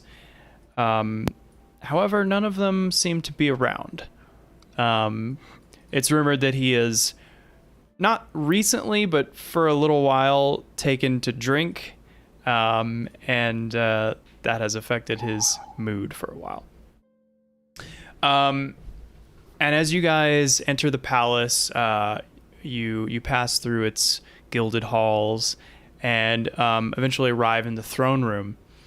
And you see a very large, probably about Shade's size, man with like copper hair and like kind of shoulder length flowy hair.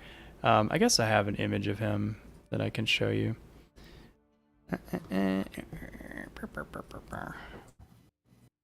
is that? Oh, here it is. Show. Why can't I do this? Yeah. Towel. Show towel. Show it. Show image. Why? Voice activated. Show image. Voice activation. Show image. Okay, well, I can't. It's not letting me show the one from the module, so I will just drop in the Hero Forge one that I made this week. Where'd you go? I need to organize my stuff better. Not Joe. Yes.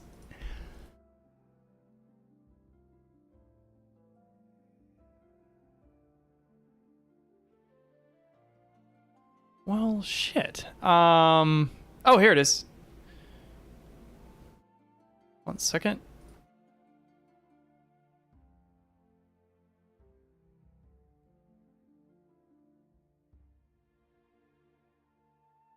Okay.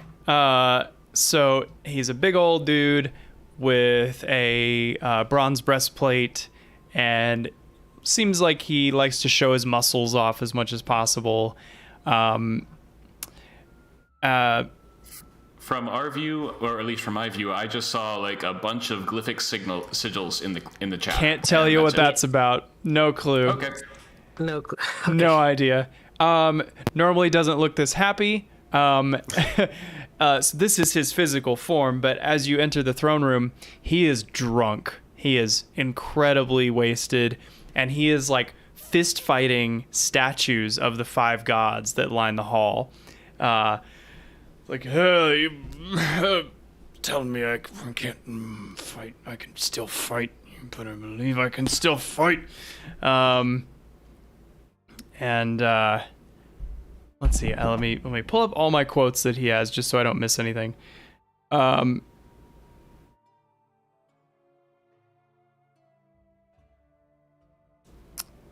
Yeah. And then he kind of turns away from the statues and like looks out a window. He says, Sidon thinks he's so great and powerful living at the top of his giant tower. What do you think he's compensating for, eh? Pythor needs no such tower.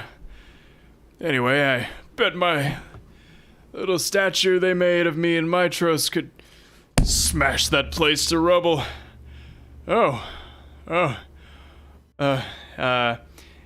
He tosses his spear on the ground and slumps on his throne, holding his head in his hands, kind of swaying back and forth. Says, everyone out, everyone. No, you. And he looks at you all. Come closer. You're the Oracle's chosen, yeah? Yes? Let me tell you of my woes. Before Pythor can continue, Kyra steps forward, like sternly and brashly interrupts him. Whatever your woes may be, drowning yourself in wine will not solve them. You have a duty to serve your people in these dark times. This wallowing does no one any good. He hangs her head at her harsh words. That may be true, but what can be done, sister? The oath of peace binds my hands, and now the Titans conspire to steal away my precious daughter, Nora. But perhaps you heroes can aid me. Yes? But before the various soldiers and attendants leave, I want to find the one who looks most important, and just kind of surreptitiously ask them, are there healers in the city? Yes, sir, at the Dragon Shrine. Specifically, any who can instantly cure drunkenness? What drunkenness? I just kind of glare at him. He says, above my pay grade, sir. Well, if, hypothetically, I wanted to cure someone of drunkenness, could you bring one such healer? I don't know if it will work, but I could try bringing Master Aesop. Well, we're wanting to speak with him anyway. I'll go see him about a videotape I lent him earlier, and maybe you'll see him later. It's my shift's over anyway. Goodbye. Yes, you can help me, can't you?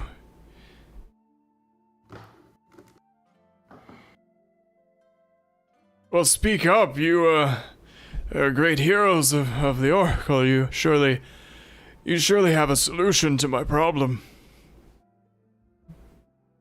I believe we can at least attempt to help you. You'd have to give us more details, though. What exactly happened? He looks at you and says, Your face is incredible, sir. Have you have you seen my pauldrons? Look, they almost look like you. You see them? You see? Yes, I do. In fact, those are very great pauldrons. Don't worry, my daddy made these for me. They're not harvested from any of your brethren or whatever. They're hammered. They're metal. You see. What was your question? What happened to your daughter? Oh, shit, nothing yet. Oh, it pains me to even think about. Oh, you have no idea what it feels like. Sidon demands her sacrifice by next week. What? A sacrifice of her or by her? Of her.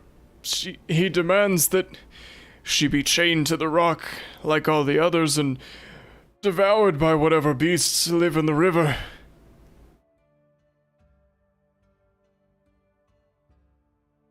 But I will never allow this to happen. No, I've locked her away in the dungeons below, and she will remain there until this is all blown over, you see.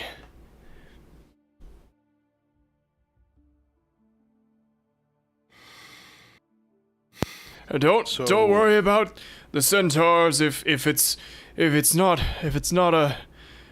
blackmail, I will simply stride out that door and slay all of them before any of my subjects taste their spears. You see, nothing to worry about.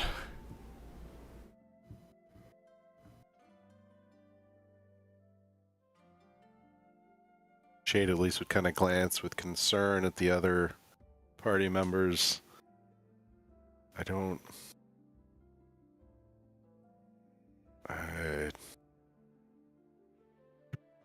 know what we... This does not seem right. Human sacrifice should not be something that we allow to happen. Exactly my point. You see, you agree with me. That's why I have locked her away. This will not stand. No, we will not sacrifice my daughter. Nor any mortal that lives in my fair city.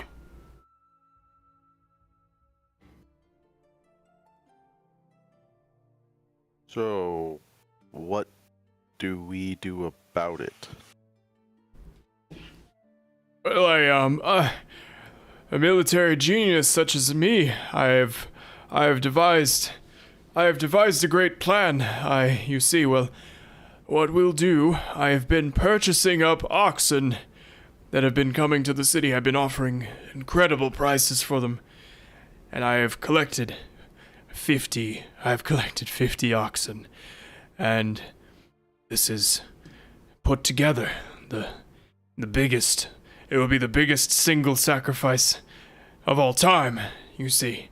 And surely Sidon will not refuse this as an alternative to one lowly daughter of mine.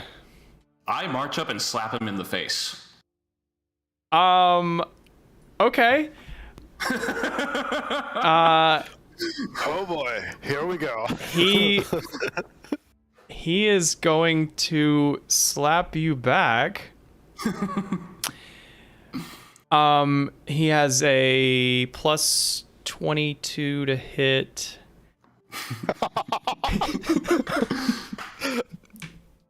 Okay. And a DM with inspiration. I am not kidding you, he literally crit. Well, it has been nice knowing all of you.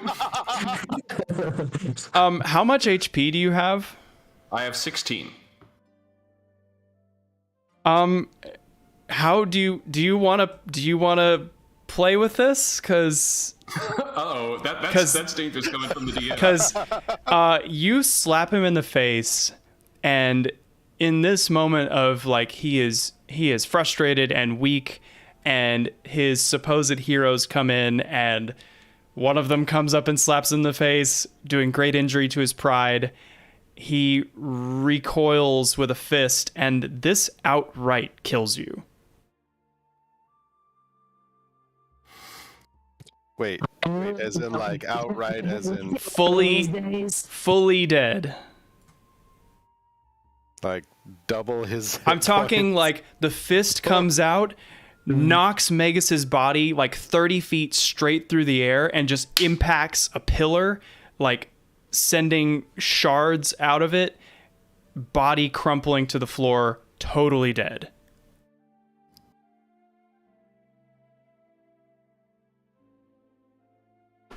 Well, I am okay retconning that if you want, like, it's up to you. There, like, we can bring you back because there are. Right, but that is a resource. Oh man. I probably should have been more like, this is a terrible idea. Do you really want to do this? To be fair, I did not ask you, are you sure you want to do this? So, no. I mean, you could use your inspiration to re-roll that critical. A little mercy reroll. I'm just kidding. I am literally just kidding. I mean, Well, Magus has inspiration too. that was 50 damage to you. Holy cow. Barehanded. That would outright kill any of us. Yeah. Several times over. So it just depends on, you know, I don't want to just like throw a sucker punch out at you, but you did just directly insult a literal god. So Yep, not the first time today. The god of war. A drunken god of war who is distraught. Yeah, I'll go ahead and take the retcon with the justification that Magus has probably seen drunks before, and yes, probably knows that now is not the time, cool. even if he feels that way. I also like to point out, I feel like Magus would also know a little bit about the god of war and what he could be capable of. He'd know someone who does know. Possibly. But You know what I did not notice is that he has a feature called Drunken Stupor, and basically if he is drunk, he has disadvantage on attack rolls and saving throws. So it wouldn't matter. He has a plus 22. you're right. But it My might only hope with him rolling a natural 1. but it might not outright kill you. You know what I mean? Looks at you.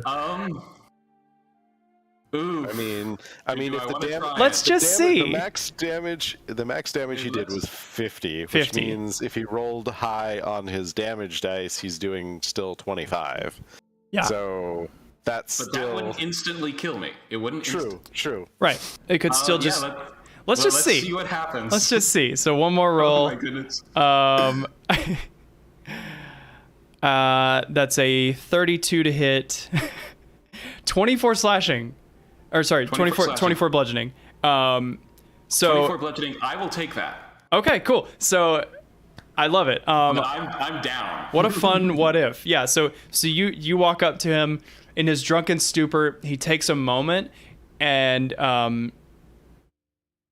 he's kind of sloppy in his delivery of a backhand, but it is a godly backhand nonetheless, and still rockets you across the room, impacting the pillar, knocking you unconscious. 24 damage. Yep. It says, I will not stand for insolence in my throne room, oracles chosen or not. I am Pythor, god of battle. I will not be disrespected. Kyra Shade. shouts at him. Yeah, what is Shade? Well, Shade would be like rushing to Magus's side, and be like, Theo, now! Yeah, Kyra also rushes over immediately, and she says, oh, brother. Are you kidding me? Are you kidding me? Are you kidding? You... she's going to sing a quiet song. And I'll say that...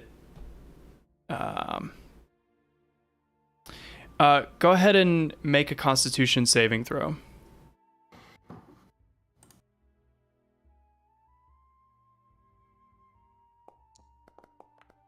Uh-oh. Okay, she's trying to like bolster your vitality, but she says, Theo, I think you need your help here. Yep. That's my cousin for you. No tunes on this.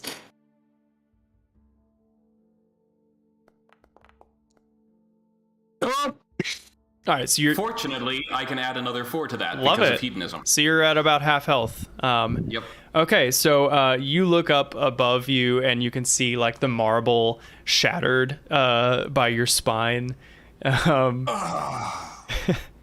In retrospect, that wasn't the best And just this idea. like hulking silhouette, because like the sunlight is just bathing in through the stained glass windows, and you just see this intimidating silhouette of the god of battle, and just muscles flexed.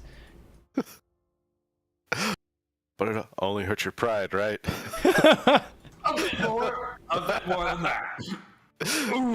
Shade would at least would help him to his feet. Wow. What a wild little what if. Let me see one thing really quick.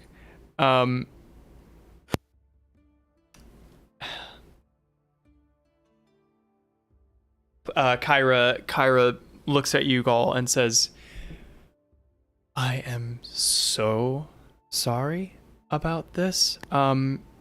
Magus, are you okay? I'll live, apparently. That's more than most would be able to say in your position. As I like, pat Theo on the back. It's like, thank you.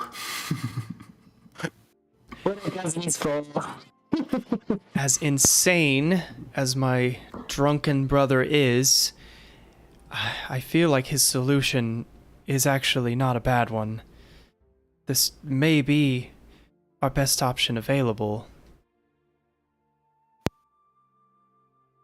It may be the case. However, I believe what my comrade was trying to convey is that turning around and offering the largest single offering ever to the Titans effectively directly contradicts our role and purpose right now, Your Majesty.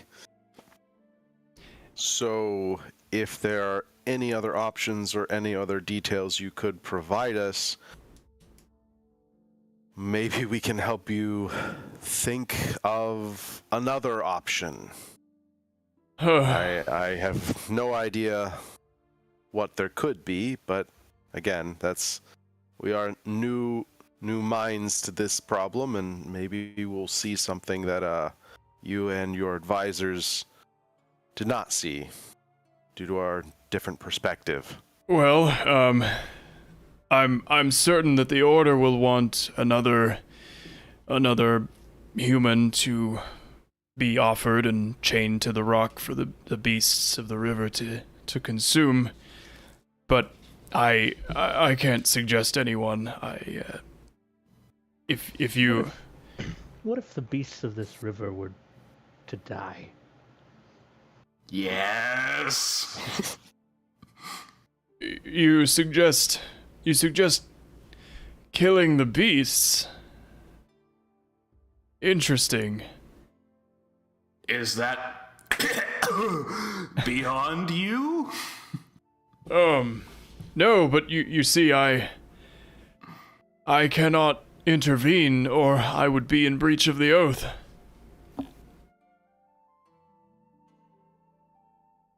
in what way can you not intervene with the beasts in the river? Are they solely Sidon's possessions? They are the means by which his sacrifices are enacted, and personally interfering in that would be interfering with his right of appeasement. But if a third party were to remove how he might get his sacrifices from the equation. I'm listening. Falman kind of stares at Shade. What type of beasts are these that live in the river? Oh, that's the thing. Nobody knows. The sacrifices are chained at nightfall, and by morning they're just gone.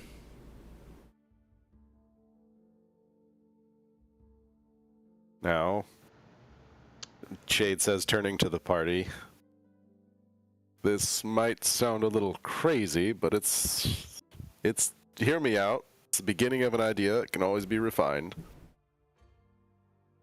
How about we be chained to the sacrifice and fight the beasts in the night?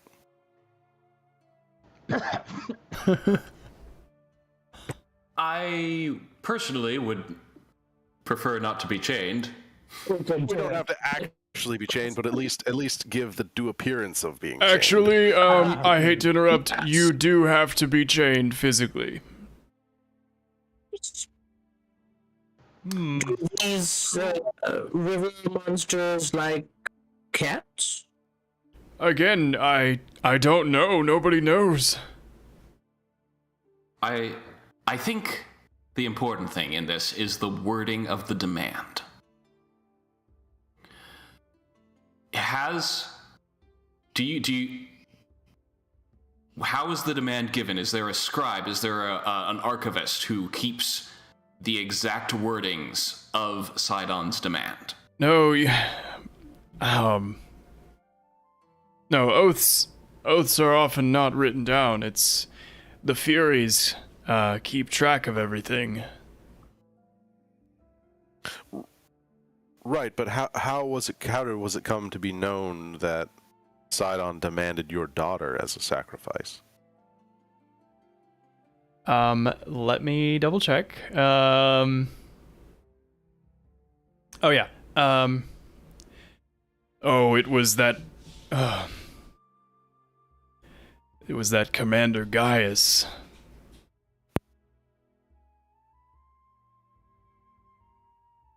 He announced it? Yes, he came to the palace and he said no more oxen. He said,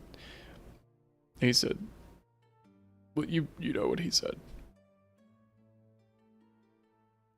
So, Shade, I mean, I like where your head's at, but what if we changed an ox, and then we dealt with what came for the oxen?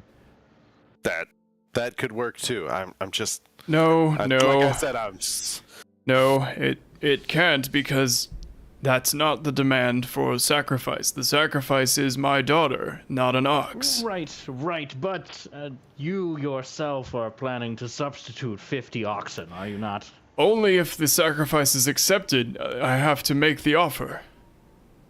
Alright, now, here's another plan.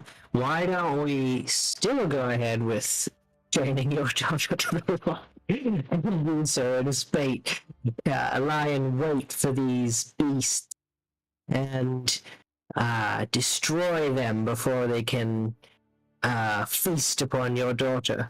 Exactly. That is exactly what I'm thinking, because depending on the wording, if the demand was for Pythor to chain his daughter to the rock to be devoured by whatever lives in the river, and he does that, but then turns out there's nothing left living in the river, he will have complied with the demand.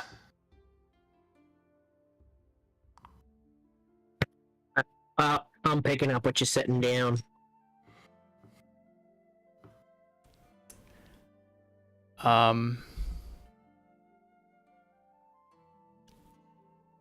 If you can bring me a guarantee that the threat is gone, then I might consider it, but that is a very small might. Not like my huge and powerful might, as you've just seen.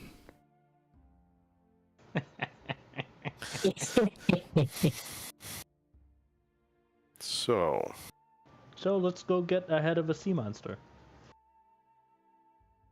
river monster, I believe, would be the correct term.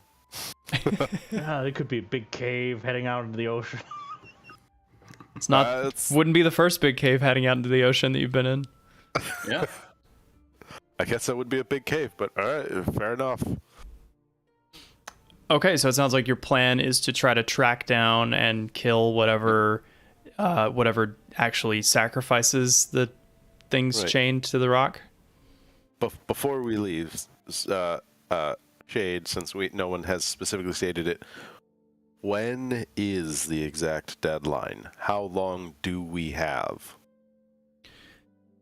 We have 1 week. It's by the next full moon in a week. 1 week. So if we stopped the moon... Oh, I see you're going with the easiest, most straightforward option. Yes, a man after my own heart. I feel a kinship to you now that I've straight up killed you. You know, I haven't almost killed someone in a while. It feels pretty good. So thank you. Wine on me. Feel free. Take as much as you like. That Pericles makes some fine wine. I keep him in business. Were it up to me, I would take your entire store away from you, but I think that might get me killed again. Oh, you'd think right.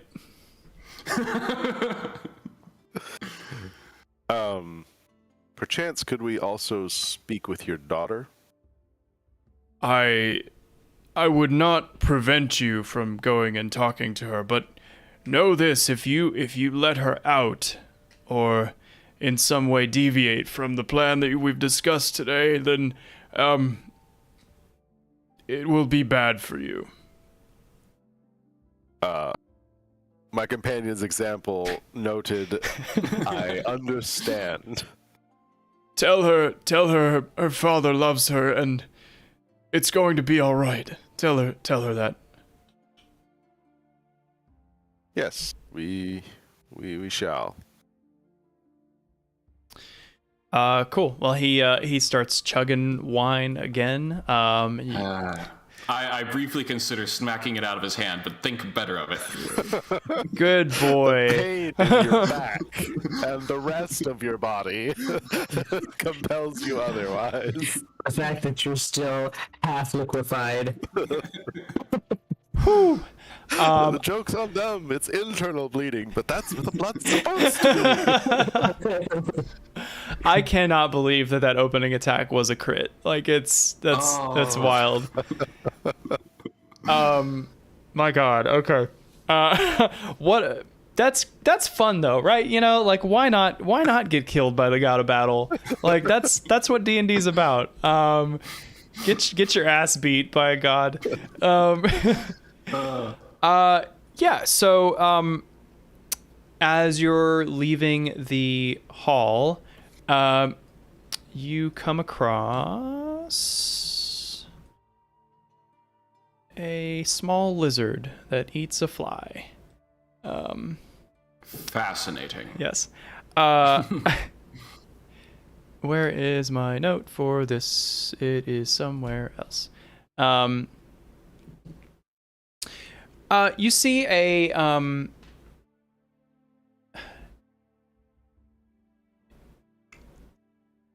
elf man striding down the hall. He has a long robe that is kind of like auburn and gold. Is auburn a color? Yes. It is? Okay. Yep. It has dragon motifs on it. There are there are like bronze dragon's teeth kind of lining the like deep V-neck. He has an amulet in the shape of a dragon skull. No, it's not a dragon skull. And his hair is braided, and he is walking quickly down the hall. And as he sees you all, he starts to go into his, noble bow. And then Shade, you walk around the corner, and he stops. His arms drop. He has like a scroll in his hand. He drops it, and he just goes wide-eyed. And he says, "Oh my, Lucos."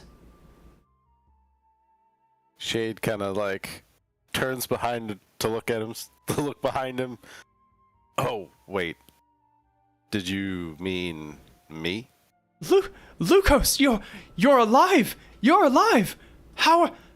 And he runs up and he embraces you and he's how are you alive? How is this? No, tell me everything. I don't know this Lucos you're talking about. It's me. My name is Shade. It's me, Aesop. You remember? It's been what, 500 years, something like that.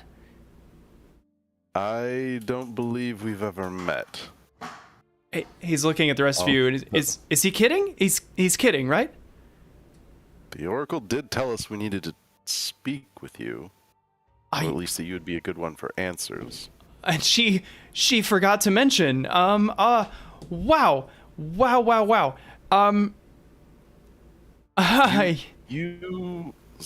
You seem to know me. I absolutely know you. It's been, I've forgotten people in far shorter amount of time, but how can I forget this, right? Looking at all the rest of you, right? You only see so many of you. And how could I mistake those eyes and that fur pattern? Wow. No, we have met. It's been a very long time, but we know each other. You were friends with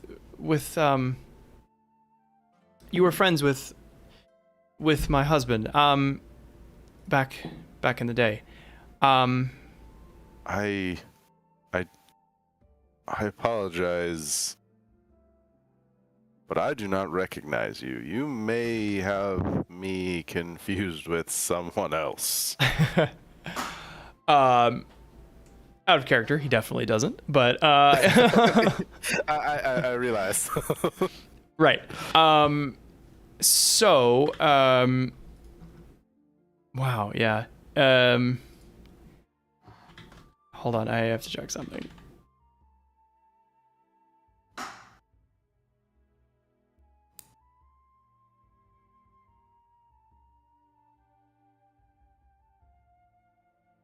We stand here in awkward silence, making awkward eye contact. He just scrolls to make sure he has the right guy. Oh, yeah. Let's see. Yes, my dear Adonis, Adonis Nerdagon, he was a Dragonlord like you. But you were lost. We thought you dead. I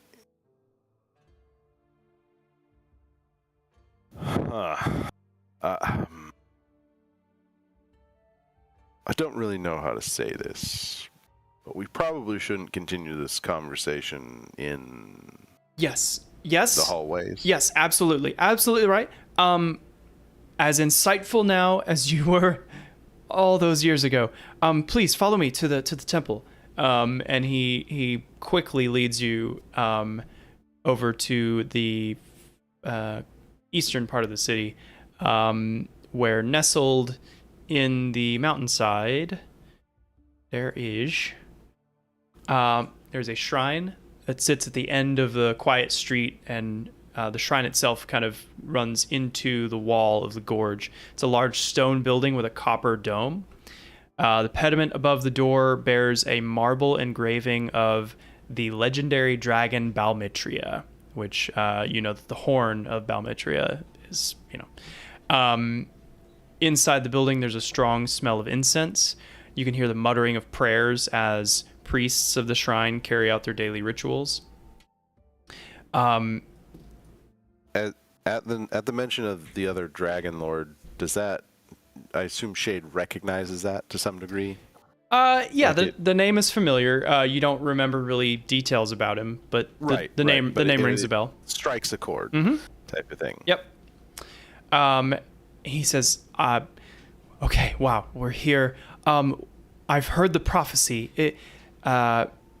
Word came to me just the other day. I'm told that you're here to drink from the horn, right? Is that you're here to drink from the horn? That was the plan. I have bad news. He takes you into a small stone chapel, and there are alcoves, and in one of these alcoves is a reliquary protected by glass, but the glass has been shattered, and there are dark purple stains splattering all over the floor around it. Do we recognize this dark purple? Yes. Looks suspiciously like boar's blood.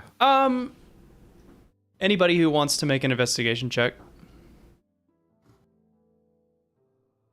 Someone that is proficient might wish to do so. Yeah, I got it. Sure, yeah. You can. You don't even have to bend down. You can smell it. It's wine. Oh. I saw. But Here's the thing. Like, we've heard two people mention I think, what was it, two? Who have made the best wine. So what you also notice is hoof prints in the stains. Many small hoof prints. And Satyr-foot hoof prints. you kind of look at Theo's feet, and these are smaller. Smaller. Yeah. Probably not satyr, unless like a baby satyr or something. But right. But there is kind of a disjointed trail that leads out of the building. Aesop says, 2 nights ago, thieves broke in and stole the horn. I'm at a loss of what to do. I must stay at the temple, and the trail ends out at the edge of town. 2 nights ago. Falbin. Falbin, do you recognize these prints? Roll a survival check, Falbin. Oof. Go ahead and roll it at advantage, because this is a specific example that actually would make sense for you. Yeah. These are goatlings. They're kind of like horrible little creatures, and they have been a thorn in your side for decades. Falbin kind of scowls and says, these are goatlings. I've dealt with them in the past. So they're goat-headed creatures that walk upright on cloven-foot legs, and they live in like inbred tribes infesting woods, mountains, and hills. They're often mistaken for satyrs, but they're smaller, dumber, and meaner. They delight in tormenting mortals, and they're known to play mean-spirited, often fatal pranks on unsuspecting travelers. Often the last thing you hear as a victim is a chorus of bleating laughter from the darkness. I did right nasty work, these goatlings. not much good for them.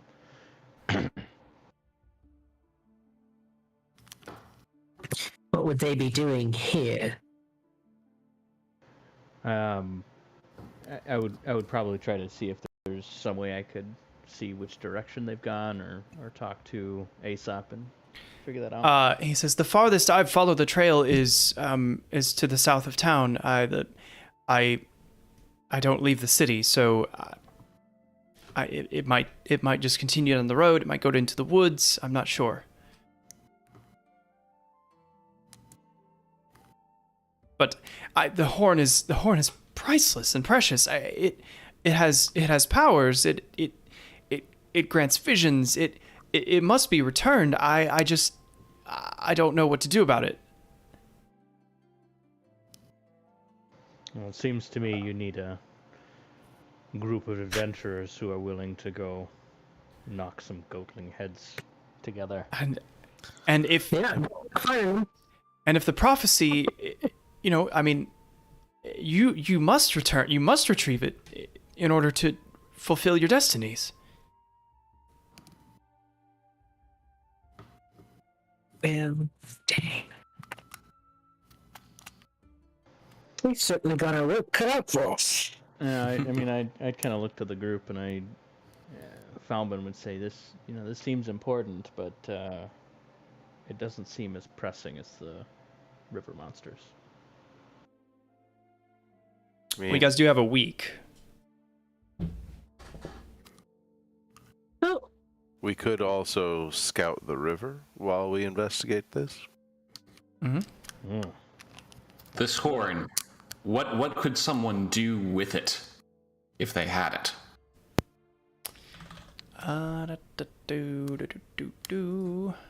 Oh, space and time. I know the answer to this question. Because it can do certain things. Because if it would give them the power to blow up the city, we probably shouldn't sleep on that. Right. I think the centaurs in the steppes have that basically covered. But the visions it provides could, I don't know, if gotten into the wrong hands, could inform our enemies about things they could do differently. It's a powerful magical item. If somebody with the power to use it in a ritual or something, I see its power as very great, and also the consequences of it being in the wrong hands also as very great. I know not what exactly could be done with it, but I don't trust whatever it is.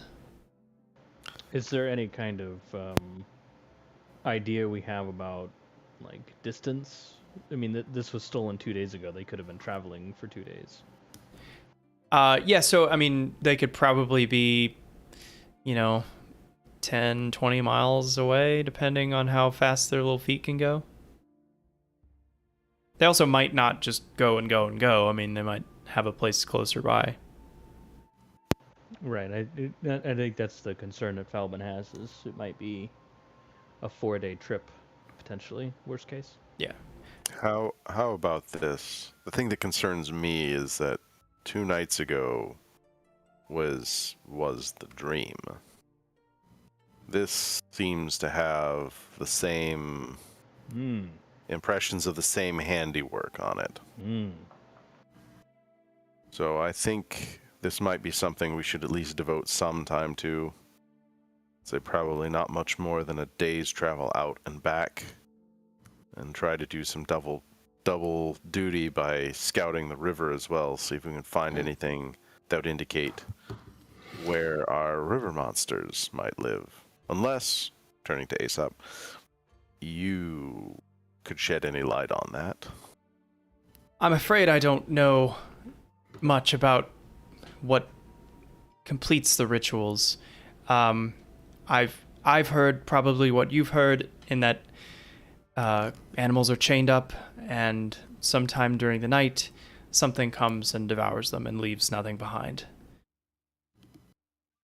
Do you know if there are any any sacrifices that are going to be made in the, like, if the local soldiers of Sidon have anything planned in the next few days? No, the next sacrifice demanded is the king's daughter Enora. So, until she is delivered, and the deadline is in a week from now, no other sacrifices will be made.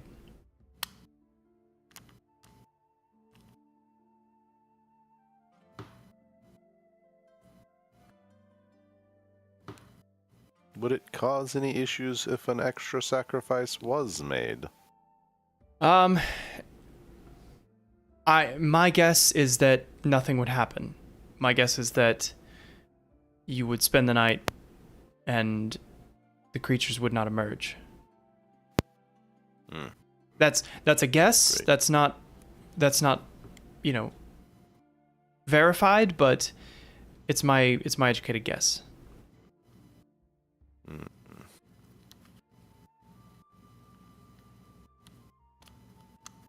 Or you might simply anger Sidon. And who knows, the army of centaurs is stands prepared to attack just right outside the city. Who knows, he might... Well, I guess he did give a deadline of 1 week, so... But who knows what else he could do. I mean, I was punched to death by Pythor 30 minutes ago. Angering gods is not new to me. You did what?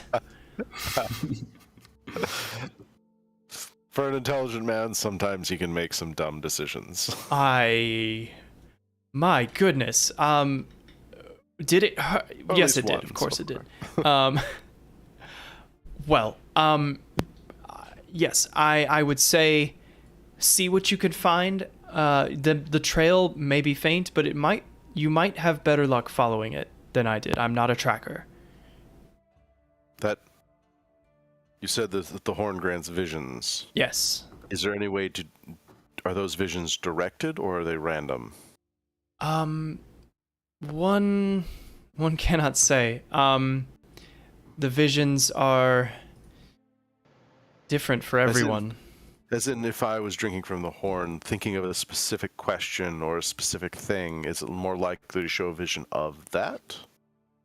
Or does it just show me whatever? That's a question I'm not super sure on as a DM. Oh, okay. I'd have to look it up. That is a good question though. So I'll try to get. Well, shade turning to the group could be because if so, this horn might be one of our best options for finding the river beasts. I'm also thinking that if we are going to attempt something that is akin to trickery, our enemies being able to see visions is probably not something we want. Also, a very valid point. And it sounds like we probably, our only shot at getting at these monsters is going to be during the appointed time, which is in 1 week. Well, the problem is they won't appear if Pythor's daughter isn't chained to the rock. And he made it clear on no uncertain terms that he won't conscience that option without proof that the monsters are gone. Yeah, we're going swimming, aren't we? That's what it's sounding like. Yeah. Well, either way, I think we need to book it. We need to go chase these goatlings. Yeah. I think that is a wise choice. We should probably continue to the daughter's chambers to see what she has to say. Maybe she has some insight. That may also be good. And see if she's willing to go along with this. True. Probably a good person to ask. Yeah. I mean, especially since we did overhear the some of the patrons of the tavern last night, saying how she seems to be a pretty capable noble or ruler. Yeah, it seems like she has a pretty good public opinion. Aesop, Yes, sir. do you happen to have a copy of the Oath of Peace? Unfortunately, no. It was never written down. Is there anyone who would know its exact terms? Most likely Valis would have the most direct insights into its meanings. Understood. Queen Valis. You're a Mytrosian, judging by your clothing. Yes. Yes. A member of the Academy. A fellow academic. I love it. A young elf. You have so much potential. I'm so excited to have heard the prophecy, and just to have you all in my temple is a great honor. And tell me, what is your area of study? My area of study in practical application is that of the use of circumventing certain laws of magic. And as well as I am well versed in the history and understanding of arcana. These are skills that will most likely prove incredibly useful in these times.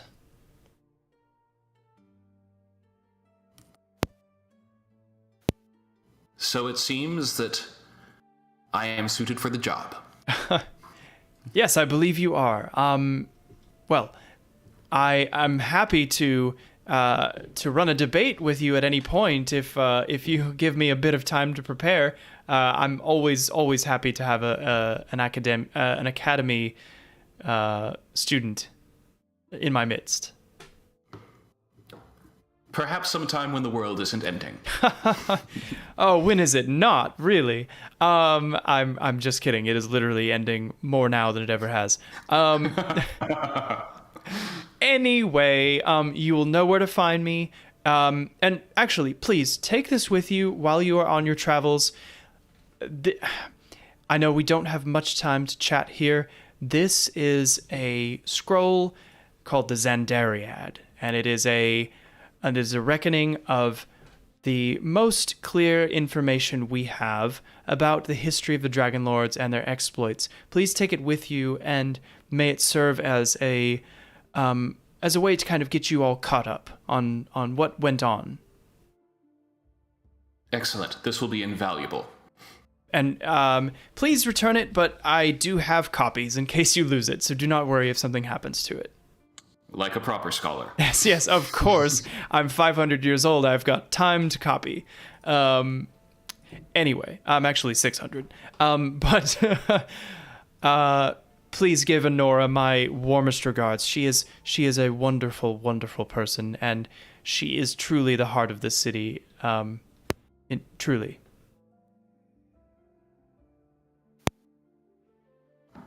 And as we start to leave, Shade would hang back just a moment and say, "We'll have to continue our other conversation after we have dealt with the immediate needs."